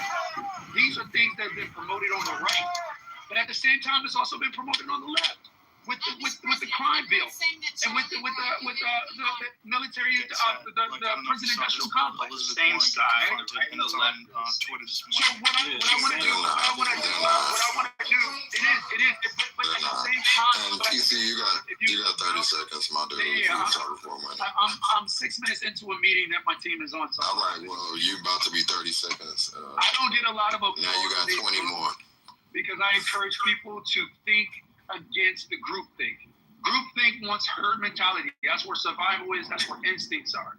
But far too often, when you follow the herd, you can follow the herd off the cliff. So I want to challenge provocative thought, and I think that's exactly the path that you're down. I would encourage you to continue to use the Socratic method to explore your ideas and your worldview, because I do see You Socratic method. How did you just read Socrates, motherfucker? You can just read Socrates. You ain't even got to use the Socratic method. You can just read motherfucking Socrates. Now, I'll let you hear that, and we tried to go as uninterrupted, because I do want you to be able to hear both sides. So as you go through life, there will be silly Negroes that come and do this very thing that TC just did. They will try to feed you a bootstraps mentality and a self-determination mentality. This is not true. Do not fall for that. Self-determination is not true. TC, please let me finish. I'll let you finish. So, this comes from a place of hating yourself and wanting to get your good nigger sticker from a white man, and wanting to point things out about your own community, and which is great. I do believe in being critical of oneself, but don't ever be the black man that allows other people or another group of people to make you think that somehow your group is lazy or less determined, or any of these things. The truth is that we have socioeconomic reasons why black people are in the spaces they are in. But when you look at the rate of how almost anything happens, especially anything negative, they happen at the same rate, because people are people, black, white, green, or blue. And that's different from what TC said, is focus on trying to better the resources, the economic situations, anything that you can do to further your community, and I mean black community. That's what you should focus on. Not finger wagging, not going around telling people that they're, they said that's not changing anything. We've had black people do that for centuries, and it hasn't done anything. So I let you hear TC's side, but I would advise you, as a person who's older than TC and a little bit more wise and graduated from a better school, to not listen to him. Thank you. I can respect that. I can respect that. Just, I had a question for you. So you're saying, I'm gonna say what I got, and you let me know if it's right. Basically, like, this shit isn't working, and it all needs to crumble, and Trump's gonna make it crumble, and ultimately that's a good thing. Did I get that right? Yes. Okay. So let's say did I get that right? Right. Like, let's say, okay, you've convinced all of us in this room and beyond. We see it. We're down. What do we do next?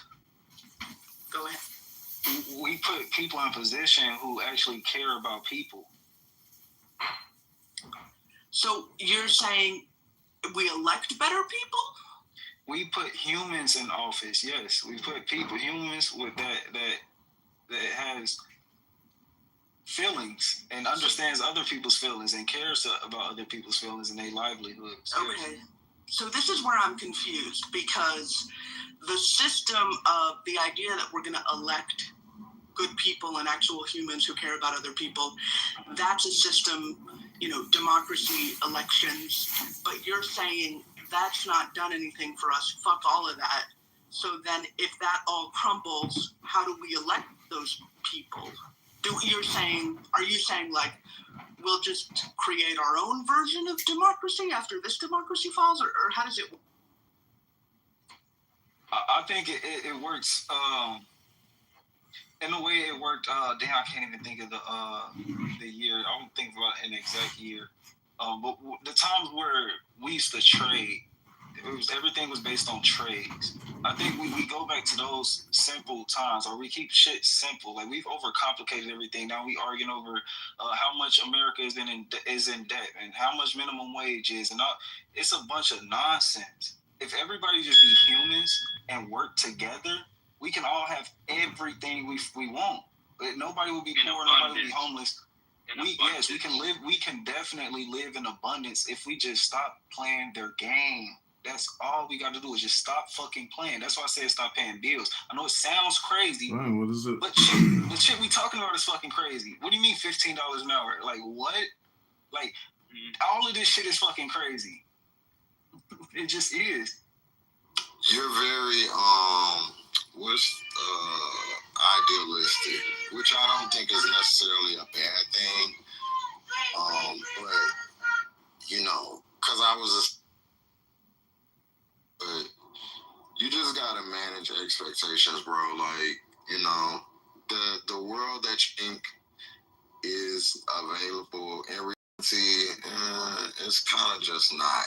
And you gotta work within the parameters that you're given at whatever specific time. Like, so, like, black people just stop playing the game. It's really not that simple.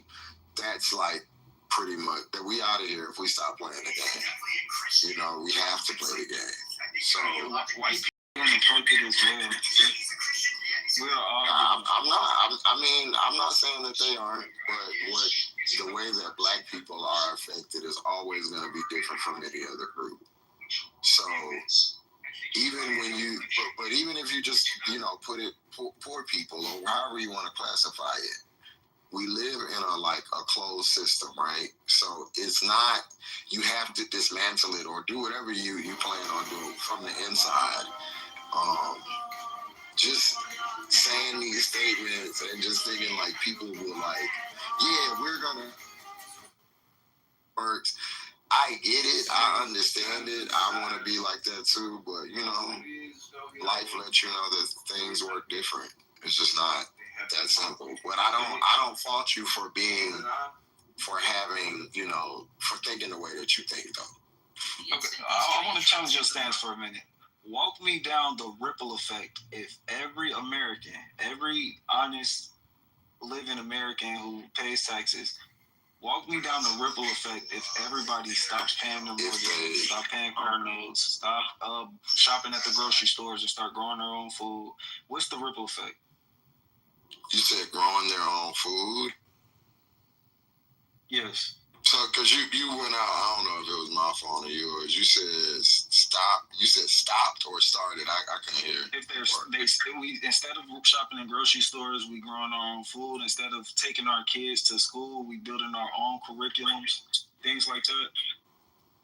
Well, like, say if we just stop playing their game, like what's the ripple effect of us stop paying our bills, stop shopping at grocery stores, stop paying? Okay, so let's take it one at a time. Stop shopping at grocery stores. Non-starter.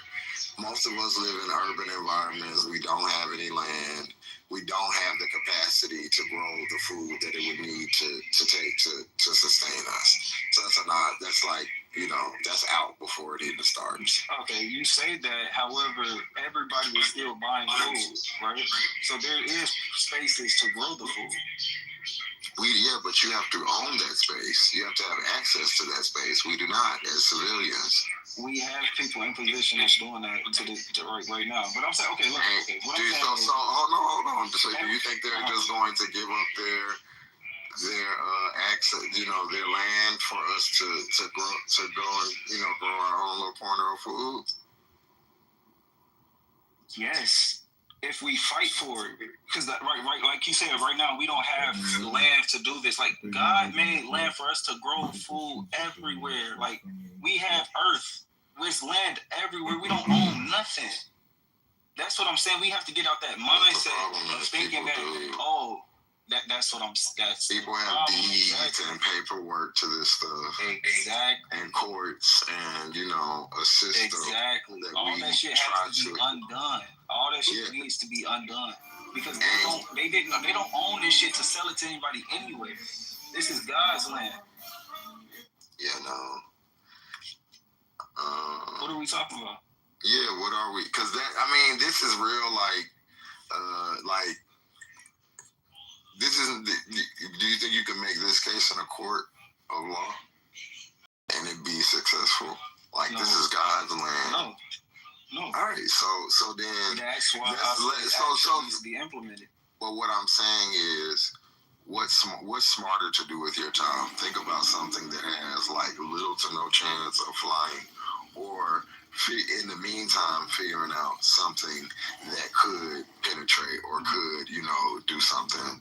That's what I'm saying. I like these expansive ideas. They sound beautiful, lovely, but they're not gonna happen, bro. They're not. So it's not. It's really not gonna happen as long as we still believe in the American dream. If we're still asleep thinking like, okay, I need to do this and so I can do that and pay these bills so I can wherever the fuck or put this into savings so I can afford my daughter's college. And, we're still on the fucking hamster wheel. As long as let's just say you get 50 million people to agree with you, and we all say, fuck, we ain't paying our electric bill this month. What do you think changes? So other than 50 million people just ain't gonna eat or take showers and stuff. Lights out. It's not gonna those people are still going to there's no real policy check. Okay. So look, let's say 50 million people stop, right? We do a lot. So let's say and here water is another guy that you're gonna meet along your way. And he's the guy that's not black, that don't know about your struggle, but is gonna try to set your ass up to do stupid shit that he wouldn't do himself. So you gotta watch out for the waters and the TCs. But go ahead, bro. That's a fucking liar. That's true. Can I just ask, are you water or it's directed at Just? Are you familiar with Move from Philadelphia? MOVE, 1970s Move. Do you know about that, Just? What about Move? Say that one more time. Move. It's a group. What about the group? So, Dr. AG, will you allow me to explain what it is in case he doesn't know, or would you prefer I not? That's my question. What about the group? Okay. So, the group they're a black liberation group. They promoted back to nature, anti-government, a lot of the same values that you're describing. They were known for living communally. They rejected mainstream culture. They were challenging the city authorities, especially the Philadelphia Police Department. They were, non-traditional. It's the vision you're describing, basically.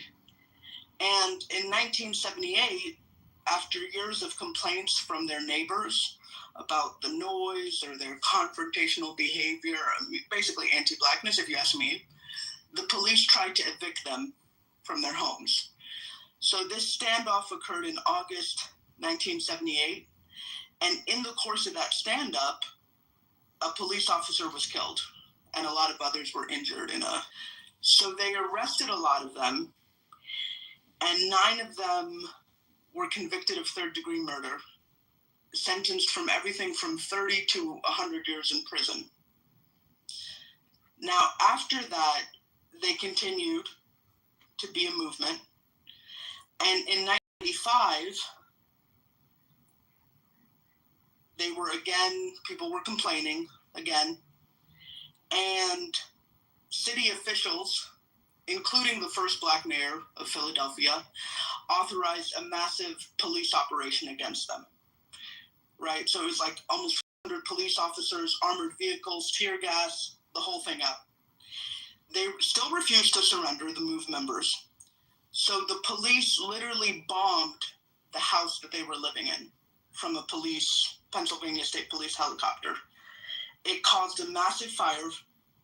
The firefighters who normally fight fires, they were told, let it burn, just let it burn. 11 people died, including 5 children. 61 homes were destroyed in the area. It left over 250 people homeless.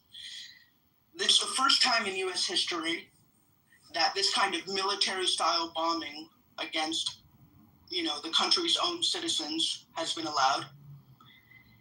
And since then, no one was held, like no city official, no police officer was criminally charged. There were like civil lawsuits and things, but no one was really, held accountable for doing all of that damage. So I bring that up just to say that if we don't, this vision that you have that I don't necessarily agree with, honestly, a lot of it sounds pretty good. But if we don't think it all the way through, because you're saying what we need for this to happen is for everyone to participate. You're never going to get everyone to participate, right? We can't get everyone to do anything. So as long as there's a few people who don't want to participate, and they're given the guns and the helicopters and the bombs, right, shit can turn out very badly and very dangerously. So in your vision, it's not that the vision is bad, but it takes it thinking it all the way through to the end. I'll end. Okay. So with the I don't even know where to pick up from, because you touched on a lot of different points.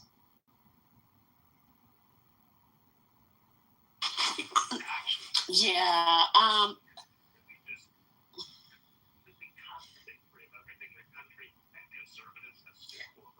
Justice's vision is a lot more benign, I should say, than what the MOVE activists were doing. I mean,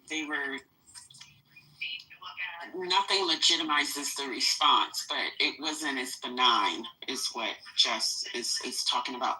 But I just want to say, I know I was hoping there's only one. I was hoping Culturally would come off his mic, but how did this get started? Like, what was the original question? What was going on? I think I shook the room when I stated that I like Trump.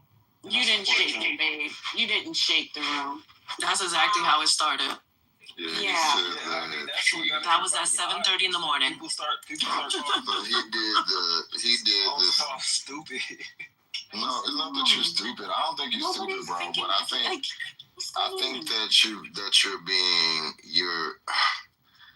I think what you're doing is stupid. I don't think you're stupid. No, I'm talking about something that hasn't been done yet. You're not, though. No, it's not. And I'm glad you're here, Dr. AG. So because you're probably gonna repeat a lot of the. Just so you know, I wasn't being funny with you. The thing that you think is so like innovative. It's just I'm not saying it's innovative. This one I'm talking about on a scale to where we actually see. Well, let me just tell her what happened. So hold on, Jess. That's what I mean. This is the thing, right? I think it's great to say like I have this wonderful idea and I want to do this thing, but for you to say it's never been done before, it's sort of it betrays a certain level of uninformedness, because what you are describing it's not a thing that has never happened before, that people have not tried before. So if you're gonna talk, then I can't talk. So I'm gonna go on mute, and then you can finish, and then I'll finish. No, when you're done. I'm sorry, I'm muted. Oh, that's because if we look throughout, we don't even have to go throughout American history. If we just go back, we can go back 100 years, right? And we can look at communities that have established this living arrangement that you described. Now, Malik's invocation of the MOVE thing is a good example, but MOVE was doing a whole lot of other stuff. Like, they were also a political organization. Their form of life was a political act. So that's a different kind of communal living. In the 60s and 70s, you had all kind of communes where people were collectively living. So that's not new, right? And even if we take it to the level of developing insular economic systems within these communal living type situations, that is not historically new. Now, you may be adding something to it, but the concept is not historically new. And so to say that it's something that hasn't been done before is to suggest that your research on this thing as a project and a possibility is limited. And now, having said that, my final comment is that should not be taken as an insult. That should be, I would hope that you would see it as an invitation to look into it more, right? To read more. And like you mentioned, the book Beyond, Behold the Pale Horse.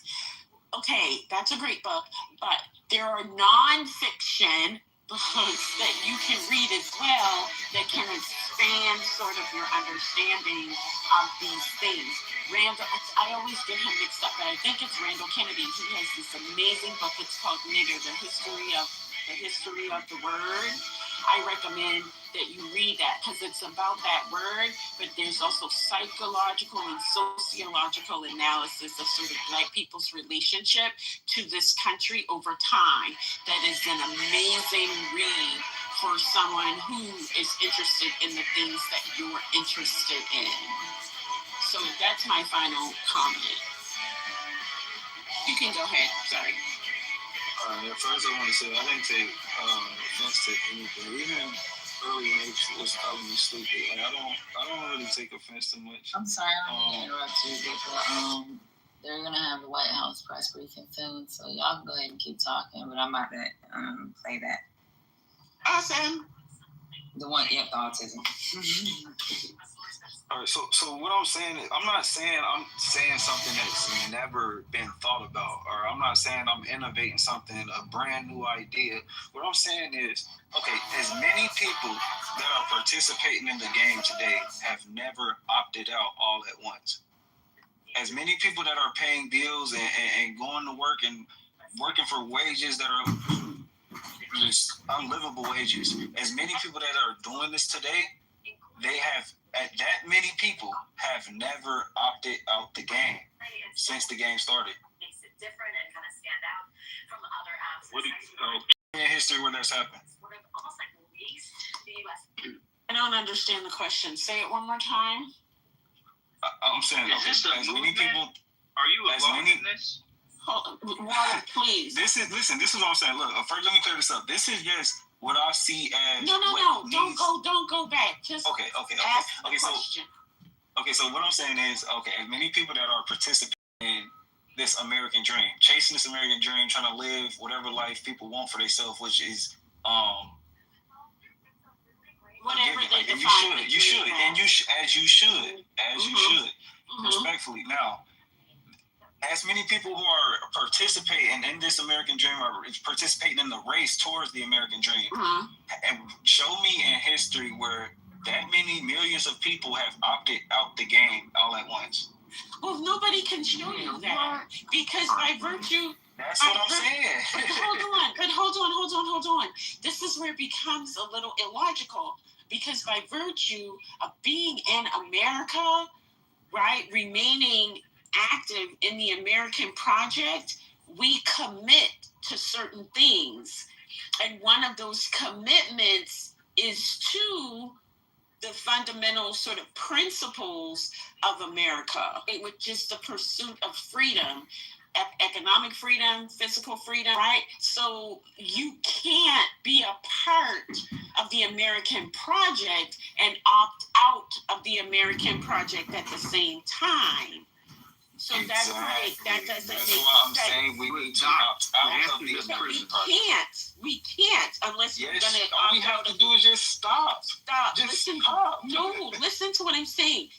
We can't do that if we are going to continue to exist in America. That is a recipe for disaster. America was thriving before. I think you might. I want you to stop talking. I want you to stop talking. You just got on the stage. No, absolutely not, sir. You just got on the stage. You need to listen before you start. I've been in this room hearing y'all morning. That's all I've been hearing y'all do. Talk. I'm not doing that. Jess, what was your comment, sir? I'm sorry. I pray. Doc, at a certain point, you have got to realize, like, the conversation you're having with him on the humor is not. It doesn't actually. He's not budging. He's not really trying to learn nothing from you. He's made up his mind. He finds this conversation entertaining. Like, you're telling, like, hey, bro, just stop, bro. Because you've been insinuating a lot of stuff that's not true. Patty, do you have that video you're gonna play? Thank you. Can we get that video? Thank you. Can we get that video? Thank you. We've been hearing this for 3 hours. Whoever got here at the 3-hour mark or the 2-hour mark, we've been listening to this for 3 hours. How see that is that I want to hear fucking Trump over this bullshit. You're not getting to him. Take him into a private. Okay, so I wasn't trying to get to him. Will you shut up and let her roll the clip? You shut up. We are you're not gonna tell me to shut up. What you not gonna do, Hub? And that is, whoever you are, shut up. This is insane. Y'all men need to really get control.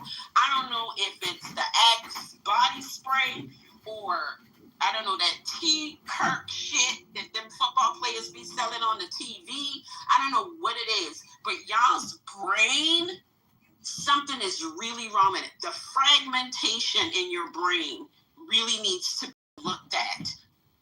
This is absurd, the way y'all just scream. It's just so disrespectful. Oh, it's disgusting. Good morning, y'all. I'll go on mute, man. Y'all defrag them brains. It's when it doesn't start until 1 o'clock, but I guess we can talk about the. Oh man. Damn, Trump fucked up again. Yeah, they're talking about a bunch of clips or whatever, but let me go ahead and play this MSNBC clip real quick, and it's talking about there is no link in the doctor rebutting Trump's claims. Supposedly, they found the connection. Is what he claims yesterday. He said they're going to come out with some great news, supposedly some connection to autism and why we have so many autistic children. They're going to say it's Tylenol. Yeah, how it stems from the Tylenol. We all know they're going to say Tylenol because Tylenol. Take your Tylenol. Somebody made the point that they're like, they just want women to suffer because Tylenol is the only pain medicine that women can use when they're pregnant. Dr. AG, someone wanted you to drop the book that you referenced and the author in the chat, if possible. Oh, okay, I will do that. Okay. Welcome back. This morning, growing alarm in the medical community ahead of an expected White House announcement on autism.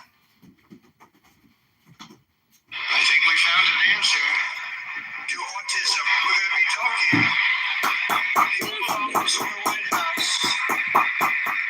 The medical industrial complex is very concerned about what Donald Trump is saying. Tylenol! Now, according to 4 people familiar with the Washington Post, the White House will link pregnant women taking acetaminophen, the active ingredient in Tylenol, to an increased risk of autism in children. Current FDA guidelines say acetaminophen is safe for pregnant women to take, and that's backed up by decades of research. In a statement, Tylenol's parent company, tells NBC News, without the drug, quote, women face dangerous choices, suffer through conditions like fever that are potentially harmful to both mom and baby, or use riskier alternatives.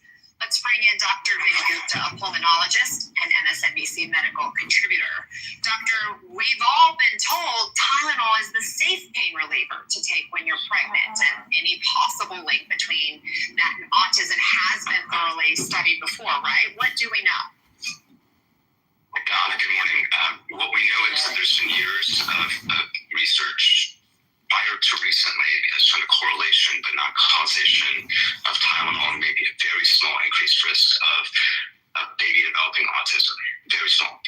And those are poor quality studies, poorly designed. But what we also know is that science changes. But how small, doctor? Just 2 years ago, one of the largest, best quality research studies ever done, 25 years in Sweden, looked at siblings. One exposed in utero, the other not, to Tylenol. And what did that find on a for genetics, family history, maternal paternal age, known risk factors for autism, that there was no link. So that's why all the research has shown no link between the use of Tylenol in utero or during pregnancy, the development of autism. President Trump actually seemed to this weekend that today's announcement could be wrong. Take a listen. I don't want to wait any longer. We don't need anything more. And if it's wrong, it's not going to be wrong. But if it is wrong, it's fine. We have to do it because we're going to have an announcement on autism. Yeah. Dr. Gupta, your reaction. What are the implications if they make this link? Well, it's maybe one of the similar line of things you and I have talked about. Using a similar approach, they don't know they put something out there and it's cherry picking data. I worry about women in most of the country. Anna, you put this. You said this in the TIA. There aren't many opts for oral pain relief if you have to take a medication. I say this watching my wife go through 2 pregnancies and needing. So basically, wherever these things are, not only at the moment of our birth, but in different times, there's what are called transits, and get to their point because you're gonna fucking roll your mouth over there because you fucking lost because you're too stupid right now. So again, you overextended on your skis and now you're about to tip the fuck over. The reason we do forward deployed bases, why we have a multitude of bases around the world and we have various satellite ones, is because that is the key to our fucking strength, you fucking moron. It's the way we can win wars because we realize that, hey, we have 2 ginormous fucking ponds on either side of us and our only allies, truly allies, are literally Canada and Mexico because they have the shared interest of land invasion with us. That's it. And oh, by the way, Mexico, last time I checked, unless there's going to be a taco truck with M60s on top of it, I don't really fucking know. What do they got? The burrito missile? Is that going to fucking do it? Are they going to send chalupas over and hope everybody gets satiated on fat? I'm sorry. In Canada, yeah, they have a military, but it's a lackluster one because they've drawn down over the